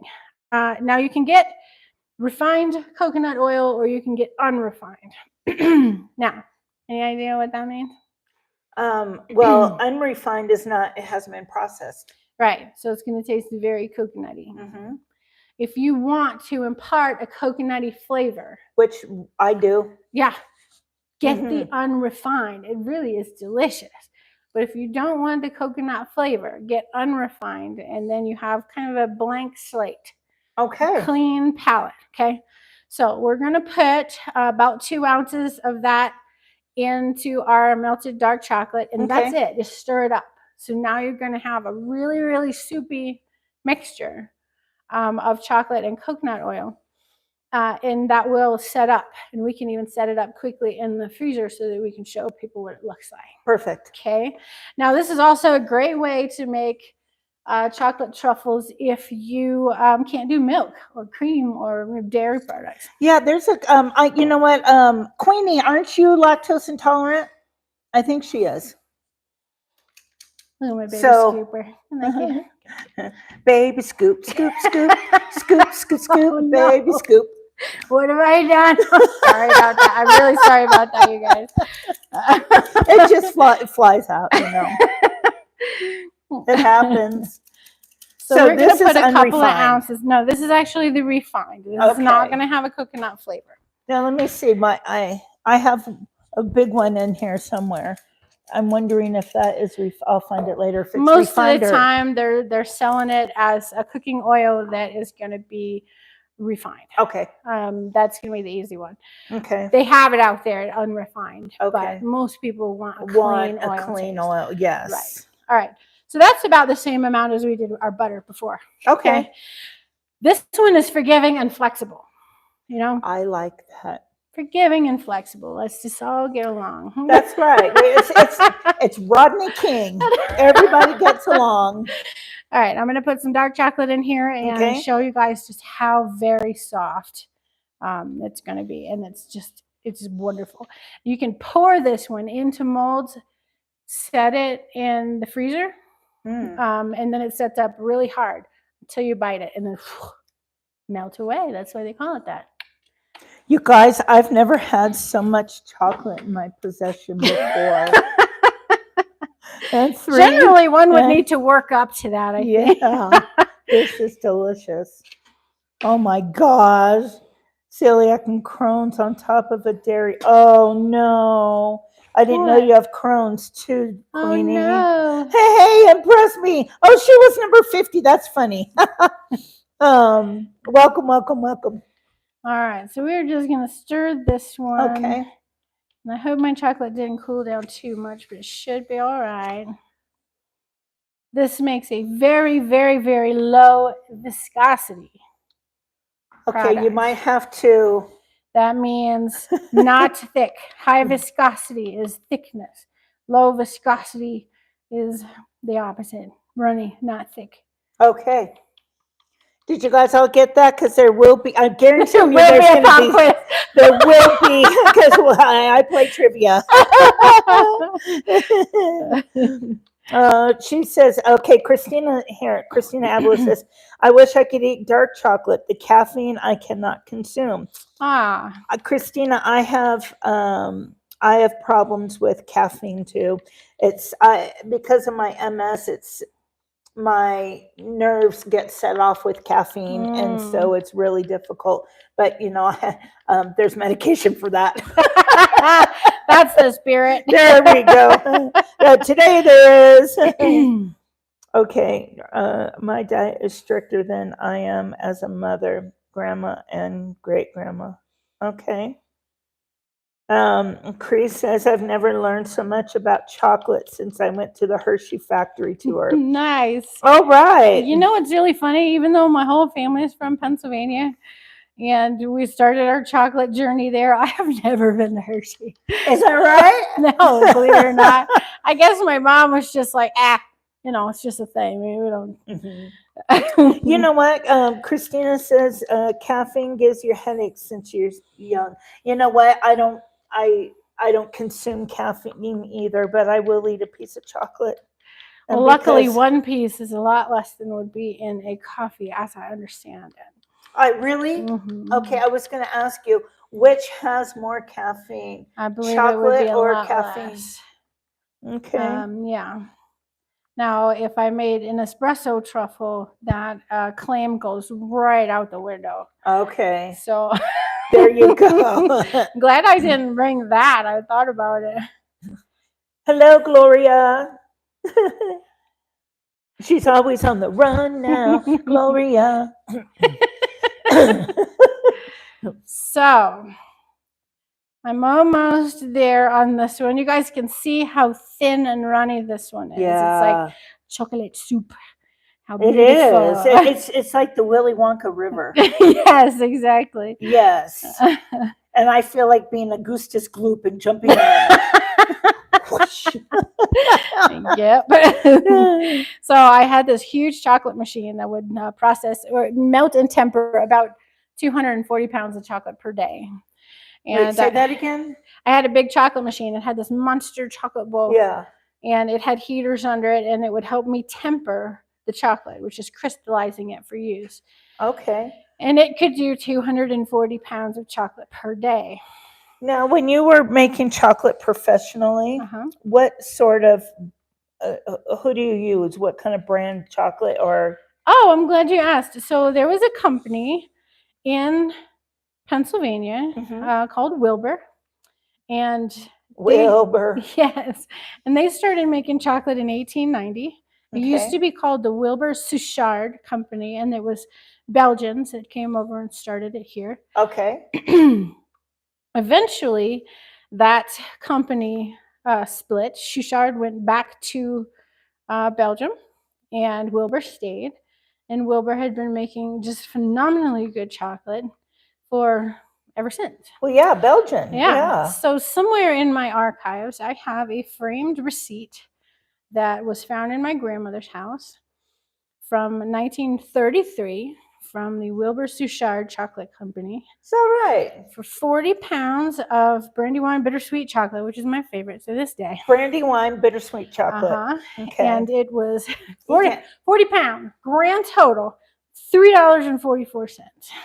Well, how much would that be today, though? It's about 40 times more than that today. Oh, my God. And that is the wholesale price. But my great-grandfather was buying 40 pounds of chocolate for their Christmas production. He worked for the railroad. And so can you buy so what was the kind of chocolate you were using? Wilbur's? Yes. Okay. I used Wilbur for years and years and years. The only reason I don't use them right this second is because when I moved to Wyoming and asked if they could deliver here, they were like, I'm sorry, who now? What? No. Oh. Because they used to bring it down in a truckload for me. Oh. We used to go through, and folks remember this one because it's insane. We used to go through anywhere from 5,000 to 10,000 pounds of chocolate a year. And that does not include all the other ingredients, the butter, the sugar, the cream, the condensed milk, all that stuff. Oh, wow. So yeah, I could see, because cream and butter is expensive. Mm-hmm. And chocolate is expensive too. It is. Good quality chocolate for commercial use can be $7 to $10 per pound. Yeah. And well, thank you for bringing all this for us. Oh, I am so happy. And look at this. See how light and soft and pourable that is. And remember, guys, this is on her dime.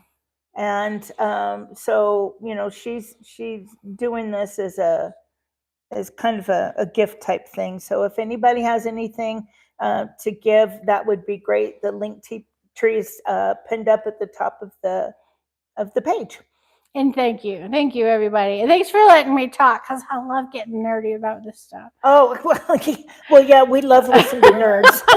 Because we're all a bunch of nerds. And people are out there like, Lord, they gave her a microphone again. All right, so look, it's not even completely mixed in yet because my chocolate cooled off a little bit over there, but I just want you to see how shiny and how soupy this mixture is. And I've been stirring a long time. It didn't do this where it set up really hard. It's liquid, right? So we're going to do something right now. We're going to put a little bit of that in here, and we're going to set it up in the freezer. Okay. And then I'm going to show you what this does when it sets, okay? So stick that in your freezer, and let's come back to it in a few minutes. Okay. It should get really nice and crispy. Now, does anyone want to take a guess at what favorite childhood dessert topping I might be referring to when I'm making this? What's it look like to you? Oh, I know the answer, so I'm not going to say. She knows the answer. She's not going to tell you. Yeah. So we have to wait for a second, because they love this kind of stuff. The what do you call it? Trivia. Okay, here we go. Nestle milk. Nope. Dang. Okay, fudge. Nope. Come on, guys. Keep going. You got this. Keep going. What did you used to put with your other favorite cool? Okay. Ice cream. So what about it? Yeah. What would you? Magic Shell. We have a winner. Ding, ding, ding. Heather is the winner. You can absolutely pour this stuff onto your ice cream and get that perfect, crunchy, amazing chocolate drizzle. It sets up immediately on something cold. Immediately. You could dip a popsicle in it. You remember when Dairy Queen used to dip the whole ice creams in that shell? Oh yeah. Yeah. Well, when I was growing up, my mom and her best friend had a little hamburger shop, Yeah. And with ice cream, and we used to do that, and then yes. Oh, it's so good. You know what? That stuff never gets old. I mean, we're all still kids. I mean, if we see it. You should hear we all talk about, tricks are for kids and, all this stuff. So we go back. Better tricks are for adults. Tricks are for adults. We're what are you talking about? Honed now. Yes. Finely tuned machines. Okay, let me do that so it won't fall over. This meltaway style, I have done bittersweet meltaways where they're in round truffles rolled in cinnamon sugar. I've done espresso truffles. This is how I make my coffee truffles, with espresso, coconut oil, and dark chocolate, and that's it. And they set up really firm. They're really, really good with mints, as I said, because when you bite it, it immediately feels cool. Yeah. Which is a neat thing to add to the flavor of peppermint. So I want everybody to just keep this under their hat. Again, this mixture is very forgiving. It's not a specific quantity. What I did was 5 ounces and about 2 ounces of coconut oil. You can go a little bit more or less. It's not going to make a big difference. Okay. If it starts tasting more like oil and less like chocolate, you've probably gone too far. Yeah. Okay. I have a question. Yes, ma'am. Are we at a point where we can kind of take a little break? Absolutely. Because my feet are killing me. Yes, ma'am. Okay. This is about the end of a lot of it here. We'll go sit down and have into some chat time. Yeah, for- let's for go a few into chat minutes? time, and then we'll go take a look at what we just threw in the freezer there. Mhm. How's Okay. that? You guys Yes. cool with that? Yes. Okay. We're gonna eat chocolate soup here in a little bit. Here we go. We're flying. Okay, guys, we are flying. This is the drone view of the kitchen. Yes, the drone. And I'll set the camera up here because I'm sure people are going to have questions for you. Okay, Could you grab that chat on your way over? Yes, ma'am. Thank you. And whoops. Okay, I'm not doing this right.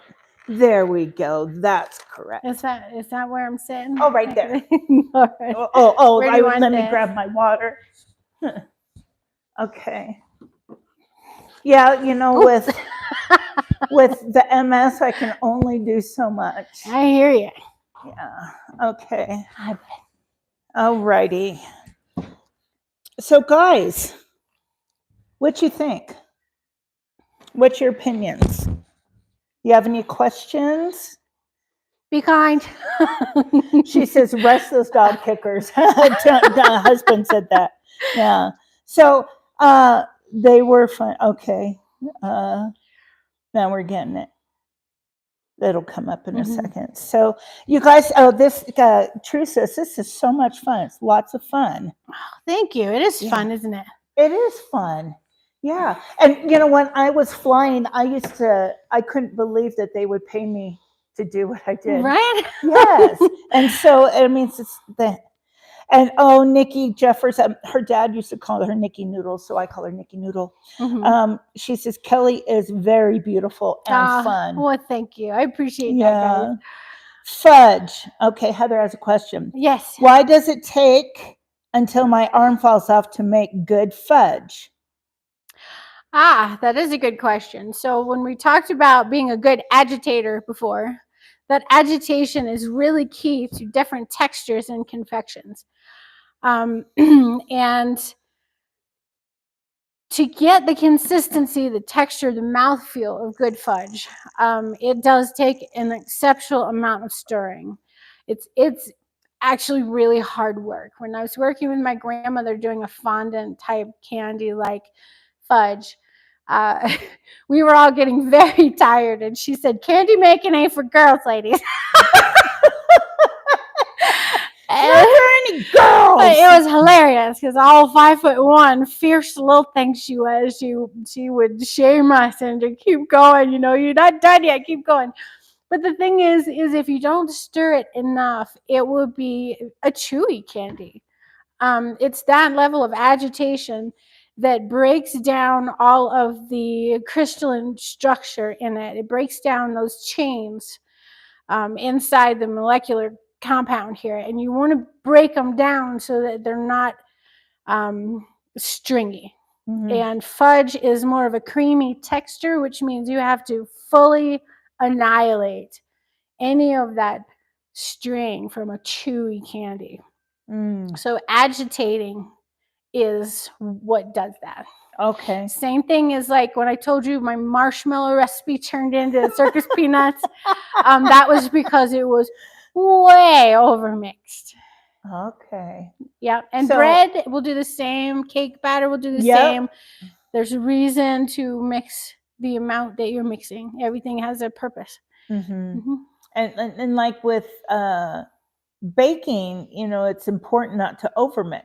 Yes, exactly.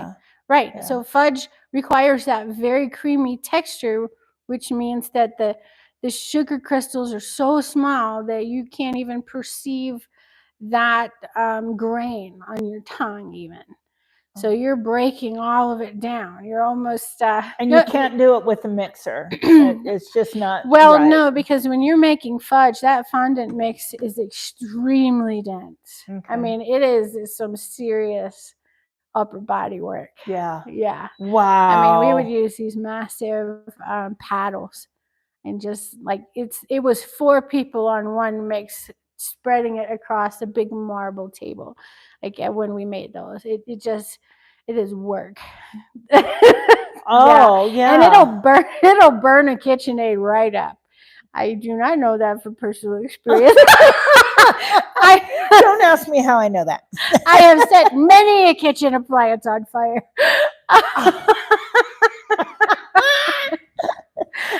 Oh my gosh, that's great. Okay. May says she wishes she was here. What? Yeah, she wishes she was with us. Me too. Mm-hmm. Okay. Queen Widow says, even though I was late, this is interesting. Awesome. And Kelly Kath says you are beautiful and you have what a great smile. Thank you. Okay. Does Nikki make a lot of fudge with the farmhouse one year? Okay, no, that's for somebody else. Okay. I think I saw. Oh, somebody's asking, can you come back to make holiday fudge? Holiday fudge? Uh-huh. Sure, I guess I can. Okay, there you got it. You got it. Okay. Are you a bodybuilder or a chocolate maker? They're not mutually exclusive. I strung like bull. I said you. I strung like bull. I had a lot of jokes about my stirring arm. People don't want to shake my hand. They're like, no. No, really. Yeah. Okay. Impressed says, do you make divinity? And if you do you agree that humidity plays a part? Oh, that's a great question. Yes. Humidity actually definitely plays a part in any of those fluffy confections, especially a really dry one. If I'm not mistaken, divinity is sort of similar to a meringue, a drier, which actually kind of just means cooked more. Okay. You're cooking a lot of the water out, so it becomes a dry confection. And if you think about the texture of a meringue, humidity will get to that very quickly. Okay. And so sugar is hygroscopic. There's another one of those big word. Hygrow with a G, scopic. And that means that it actually pulls humidity out of the air and pulls it down into the structure of the molecules. So when, for example, salt does the same thing. I used to garnish my chocolate covered pretzels with salt. And what was happening in the Virginia humidity was that salt was drawing moisture out of the air through the salt crystal into the pretzel, expanding the pretzel and breaking the shell from the inside. Oh, no. So it was cracked like glass all over the surface. And it was because that hygroscopicity is very powerful. If you've got moist air, like we're lucky we're in the high desert because it's not as bad up here as it is down in Virginia. Any humidity, though, will be drawn straight through into that confection. Okay. I told you, moisture is always trying to find equilibrium.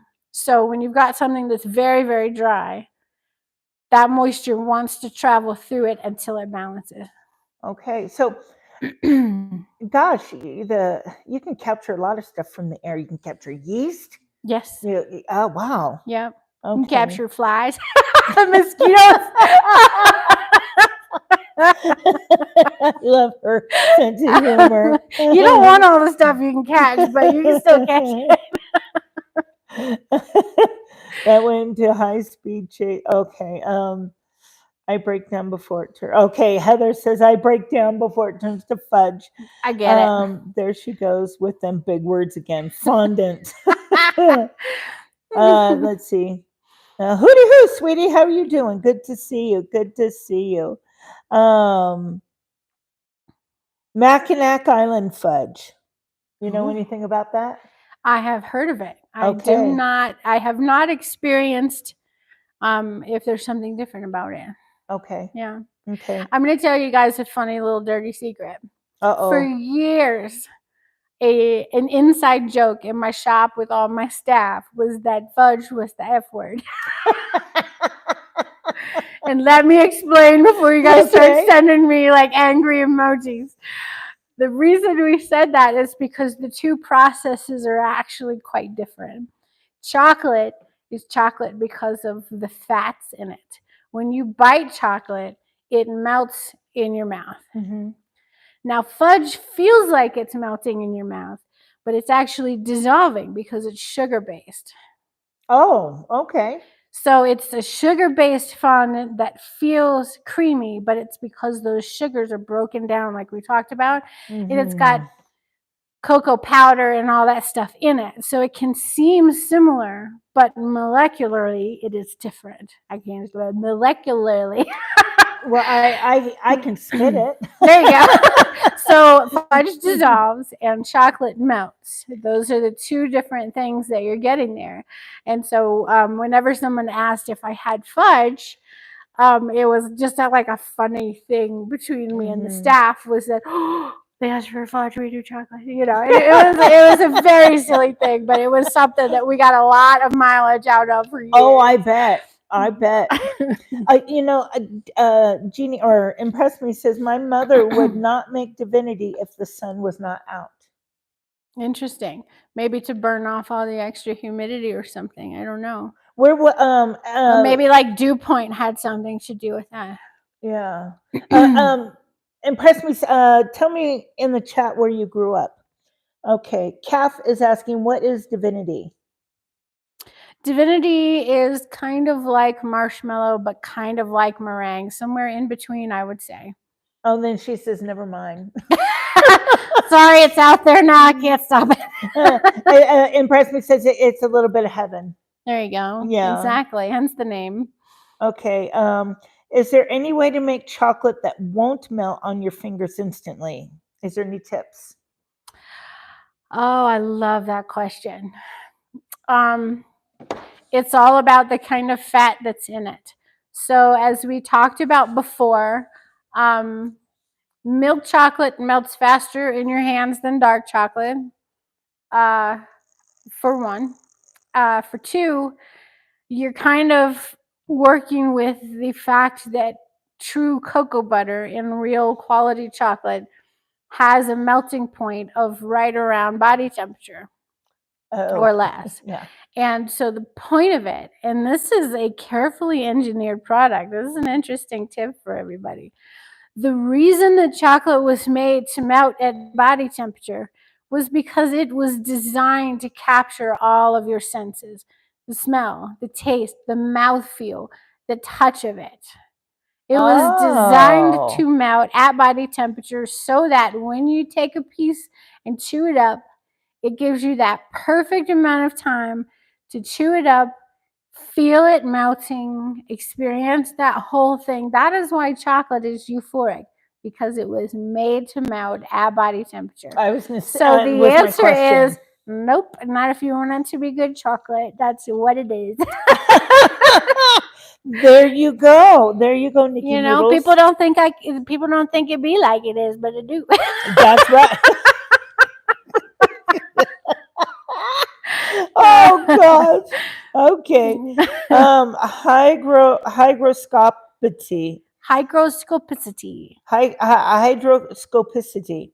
Same like what sounds like what altitude does then. What? I don't understand that. So altitude can have a part to play in that because the humidity down at sea level is so much more intense. Yeah. So I would say in that sense, that's my first connection with altitude, because here we have a much drier, drier environment. Gotcha. If there's more to that, I want to know about it. So let me know. I'm sure there is.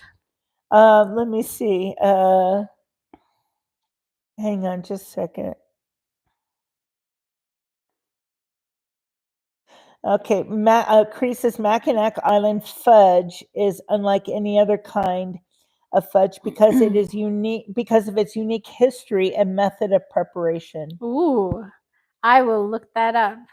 Yeah, I bet I'd like to look that up. I would like to know. Always something she's telling me to drink. Thank you. I asked them that to tell me to drink. That's great. Thank you. Okay. Just a second. Phoebe says hooty hoo. Hooty hoo, Phoebe. Okay, Heather is saying, I noticed my fudge sets up quicker when I use cocoa powder as opposed to unsweetened solid chocolate. Why? I would say fat content. You start off making fudge with a hot syrup. You Okay. dissolve the sugar into water and make a syrup out of it first. Using chocolate means you've added a fat content to it that a cocoa powder would not have. It's like dramatically less. Okay. And so it might have something to do with cooling. You've got to cool that off enough to where that fat is not just staying melted. Okay. That might have something to do with it. Also, the fat might actually inhibit how the crystals are smashing together to get it to set up. So, yeah. Well, there you go. I'm stuck with me. Okay, just one second. Kathy's saying this is so sexy sounding. Chocolate is sexy, inherently so. Yep. Cree says, I think I love her. Hey, her other half, I think, is in here. Yeah, he's listening.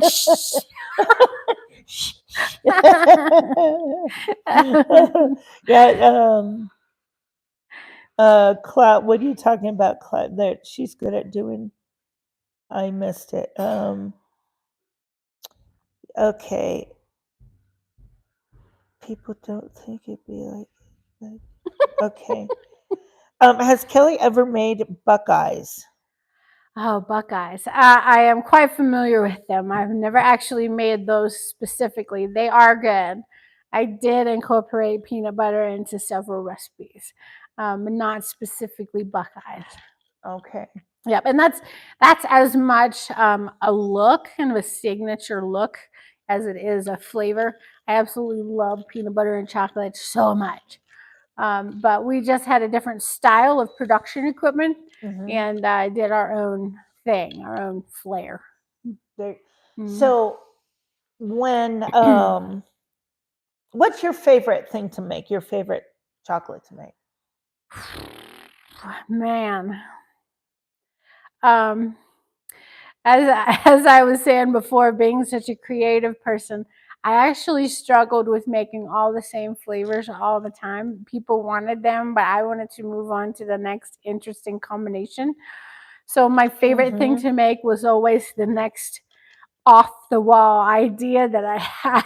The next challenge. Yeah, exactly. I mean, we did everything from bottles of chocolate balsamic vinegar. What? Yes. Bottles of chocolate balsamic. Yes, ma'am. And I had to, like, there was a woman who wrote me a letter and she said, "Congratulations, my husband will finally eat a salad." And I was like, "I'm glad I can help, you know." Wow. So, every new interesting thing. what's the most unique thing that or request that you've had? Oh, that's a good one. Okay, I know exactly. Okay. There was this wonderful high-end Chinese restaurant back home in Richmond, Virginia. And it was called Fat Dragon. And they were doing a Valentine's Day service one day and asked me to make like something wild like wasabi chocolate. And so I made dark chocolate, wasabi, and black sesame truffles, which were phenomenally good. Oh my That gosh. was so strange and so addictive. And then the other one I made was a panko fried ginger plum truffle. And those two together. A panko fried. I'm trying to look at. So I got fried the panko chips. A plum rolled in panko, fried, and then mixed into a ginger ganache. Was the plum? Was it a full? Oh, It was like a with the piece. seed and everything? No, it was a piece of plum. So Okay, it a was piece like of plum a cooked without plum. the, Yeah, okay. no pit, cooked plum, and panko and ginger. So it was crunchy and it was spicy and it was sweet and it was all of these crazy things. Wow, this But is I have amazing. absolutely loved the wasabi so much. Okay, Cree says, Cree, he's so funny, but he says, yeah, I can see this video getting viral. It so far has been that good. Oh man, thanks. I'm sure I'm sure I'll watch it at least a half a dozen times. Wow. Cool. Yeah, this is cool. So right on. Well, do you guys have any more questions? And I'm okay to go back if you are. Yeah, I mean, we Okay. can go back and see what our Okay. magic shell piece looks like from the freezer. Okay, we have a question. Nikki Noodles says, "Has Kelly ever ate your cooking? If so, what is her favorite?" I don't think I don't think have she yet. has. She's having. Well, I am making pizza tonight. Yes, and she's staying for dinner. Cree has another question. He says, "How is she not 1,000 pounds making all that great stuff?" Oh my gosh! You know, I right? have gotten that question before, but you know, it's a lot of physical work. Making them is a lot of work. Oh, well, this is cool. Hey, Ulta, good to see you. Haven't seen you for a while. Hey, real quick chat. Has anybody seen CMO Solutions today? This person that I'm asking about, she lives in Maui. Oh, cool. And there have all those fires. You heard about the fires? I have not. Oh my God, goodness. this is big. Western Wyoming, Western Maui is gone. It's all burnt down. Lahaina. Oh no! It's all. It's what started gone. all of that? What's going on? I don't know what started all of it. And so she was going to. She is on the northern half of the island. So she was going to actually be our reporter, seriously, Oh wow! and go make some footage and then come back and so okay.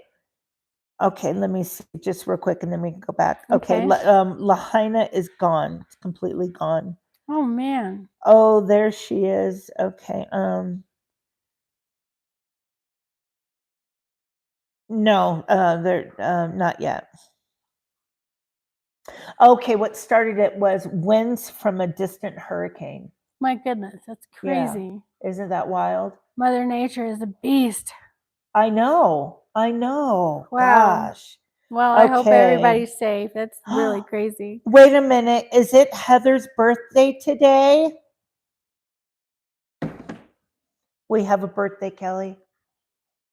That's awesome. What do we do? We Make sing. chocolate. We We sing. sing. Okay. Yeah, we sing. Okay. Yeah. And so, okay, well, we can go back to the kitchen and we can sing there. Okay, let's go. Okay, everybody, we're going. We're flying again. Yeah, and there's Chuck, the vacuum, and they all know Gracie, my out of control dog. Alrighty, okay, guys. Let's do a quick recap here on all of our different substances. First we have to sing happy birthday to sing. Heather, or I'll forget. Okay. Okay, Heather's kind of special, so I will probably improvise a lot of this. Okay. Happy birthday to Heather. Happy birthday to Heather. Happy birthday, dear Heather. Happy birthday to you. Hey, a double birthday song. Yay. Okay. All right. We can move on. That was awesome. Okay. Okay. Okay. So, first one we made. This guy right here. still holding firm. This is strong stuff. Yeah, it is. Okay, now. But once it touches your hands, it'll start. That's right. It really melts quickly, but this one is the strongest one we've got. It's good stuff. Okay. Now, this one was the second one. Okay. Now, remember, this is the one where we took the butter out and just used cream. Now, this one is softer, but not very soft. It's different, but the same. Yeah. Well, it's a different color. I mean, look at it. The color is different. So let's see. Let's see which one, if there's a difference in mouthfeel to it. Let me see. Yeah, so we're gonna. Oh my god! I really wish you guys were here for this part. Okay. It's very silky. Very, actually very chocolatey, of course. Yes. Very silky. It's really silky. Man, that's good. Ooh, oh my gosh. Boy, howdy, that's good. All right, now this was the butter one. The butter one, okay. You immediately taste the salt and the butter. To me, the flavor is way more deep and interesting. Like, I love dark chocolate. Dark chocolate, butter, salt, you know. Wow. Yeah. Big. And this one does have like a little bit more of an actual crunch to it for a second before it melts. Okay. Next, then we had this one. Oh. This one was dark chocolate, remember? But we added a lot of water to it, and it is still soup. That's crazy. Now, we could mix some spices into this and pipe it liquid into those truffle shells. Okay. Like this. And then you cap it off with a little bit of chocolate. Are those chocolate? Yep, these are dark chocolate shells. Can you make those? Or? Yeah, they sell molds. These are easy to make. Oh, they're easy to make. Two-sided molds. Oh, they're easy to make. You know, relatively speaking. Yes. But yeah, so then you can put something like that in here. Now, these would need to be eaten fast because there's so much water in that. I wouldn't want to let it sit for too long. Like how fast? Oh, within a couple of days. A couple of days. I mean, in the fridge, you're pretty safe for probably a week or so. But this one is going to be the least stable in all of these because it's got the most water in it. Okay. I'm sure. Can I do this again? Absolutely. Okay. So then we've got this one here, which was the milk chocolate. Now look, these were the same in butter and cream content. Yep. See what I'm talking about here? Big difference. You cannot make a ganache. Cannot do it. Milk chocolate has more fat in it, and it's milk fat, which makes it softer, which means these two exactly the same, other than the type of chocolate, make very wildly different results. Mm-hmm. Crazy. This has all of the fat that we are taking out of the ghee and throwing it in there. Yes. Gotcha. Yeah. See, so regular butter does have a good amount of water in it. Ghee is all that water's cooked out. Mm-hmm. Or squashed out, or however. Yeah. All right, now, and then this one was the magic shell one. Yeah, that's right. And it is still very smooth. Now let's go see what our freezer sample did. Let's go. Let's all go to the freezer. Let's all go to the freezer. Which freezer? I don't know where I put it. Which freezer did it go in? Stand by, everybody. Oh, geez. There it is. I found it. That is perfect. Okay. Let's tilt everyone back up here. Okay. All right, guys, check this out. You remember that puddle we made in the bowl with the magic shell? There it is. Oops, there it is. Oops, there it is. And now you can't. Okay, yeah. I said it was going to feel cold, but it's obviously going to feel cold right now because we just took it out of the freezer. I promise that when it sets up and it's not frozen, you will still feel cold. And that is the finest part of it. But it's so good. You can put a little bit of different extracts in this. You can throw some hazelnuts in it. I have chocolate on my face. Or whatever you want. But did you see how immediately that dissipates. Like Mm-hmm. it does not stay on your tongue at all. It's just magically gone. I understand what you said, that chocolate. Let me get a wet rag. Making a mess, everybody. that chocolate touches all of your senses to make it euphoric. It does. So now I can see why people, when they say that they're desperate, you just hand them some chocolate. There you go. There are serious addicts out there, and yes, you know, with now that you guys all know this, with great power comes great responsibility. How about this one? Yeah, see, I like her. Yes. Okay. So now what? Well, I mean, now we just got to invite a bunch of people over and eat all this. Anybody? Hands up. Let's see. Yeah, hands up. Okay.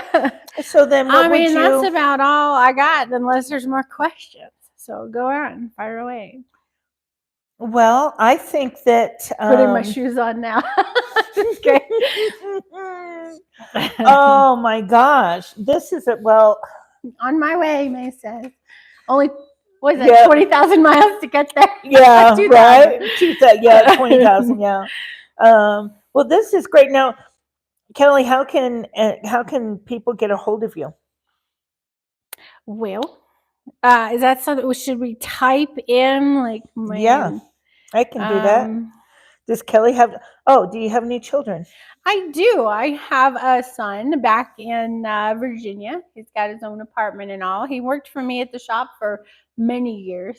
He was my favorite and most pain in the butt employee. Sorry for the other people. We use my kid. You know, I get to say that. It happens. And he was a huge pain in the butt, but he was great to have around. Yes, he was really great. Absolutely. Yeah, he's going to be 29 this year. Okay. Yeah. So, gosh, I have a couple more questions. Which would you be able to use all of these different chocolates? Yes, absolutely. Even the one with all the water in it? Yes.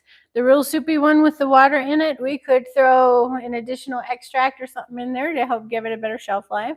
Say the maple or a peppermint or some spices. I like to add cayenne pepper and orange into my dark chocolate. Oh. The orange red pepper truffle is very nice. A million ways to use that. You know, I never thought of putting cayenne pepper into really anything until after you showed us with the truffles. Oh, yeah, that's great. And I've been putting, since then, I've been using cayenne pepper because it's good for inflammation. It is. Yes. And so I've been using it in a lot of my cooking, and it has been absolutely amazing. Fantastic. Absolutely amazing. So, okay. So, Kelly, if you went to the store, what chocolate would you buy off the shelf? Oh, that's a great question. This one really is one of my favorites. It's easy to find. It works beautifully in all of these recipes. It's a good quality. So look for Ghirardelli. Yes, Ghirardelli's the best. Now, I have ordered off of Amazon, and it was like 8 bags because I wanted to fill up one of my buckets.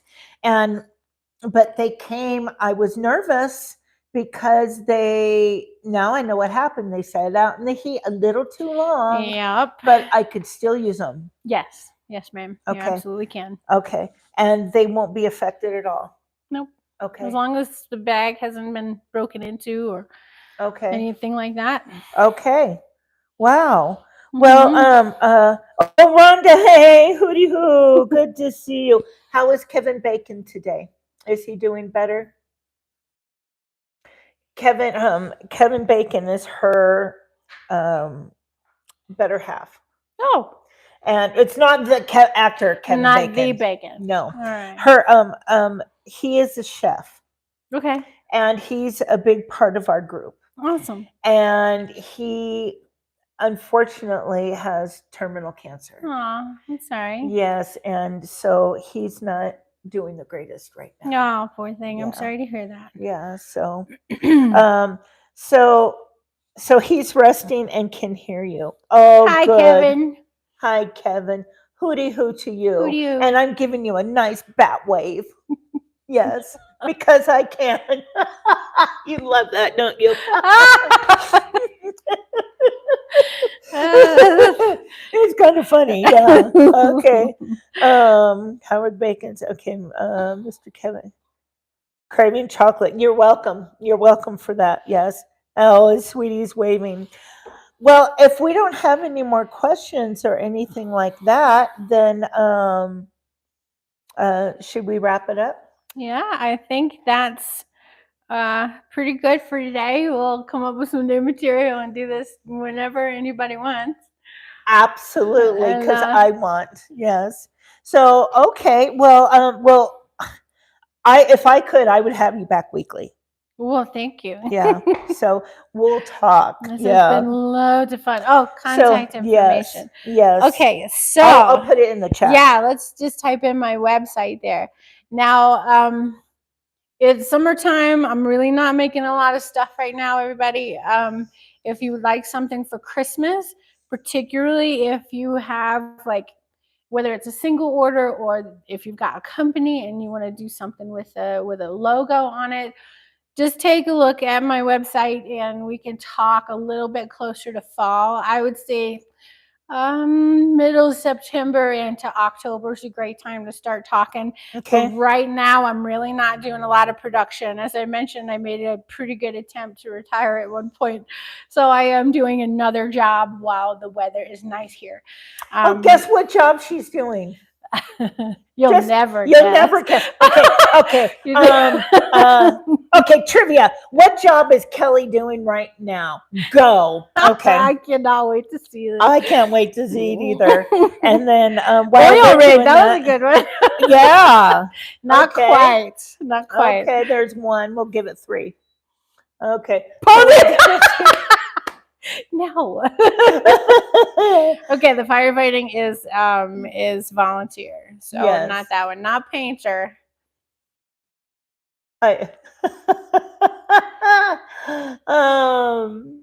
Firefighting, yeah. Chocolate body painting. Oh, That's dear. a good one. That's a good one. Yes. Oh gosh. Well, what are you doing now, Kelly? Well, I'm a rancher on an all-female crew. We run belted Galloway cows, grass-fed, healthy beef. That's right. Can you believe that? From chocolate to I'm beef? just chocolate supermodel. That's very sweet. Oh, well, it's true. You're beautiful. Thank you. You're gorgeous. So yeah, from chocolate to firefighting to ranching. Oh, and I worked with Clint on this house too. So yeah, that's how we met. A little bit of everything. Yes. Now, one thing before we let you go, you guys, it's going to rock your world. Yeehaw! What were you to do regarding grass-fed? The cows were to are grass-fed, but you were to try to figure out a type of grass. Was that? Or so I am just trying to help. My best friend owns the ranch. It is called Kilpecker Creek Cattle Company, and that is not a trick. It is along the Kilpecker Creek. That's why it's called that.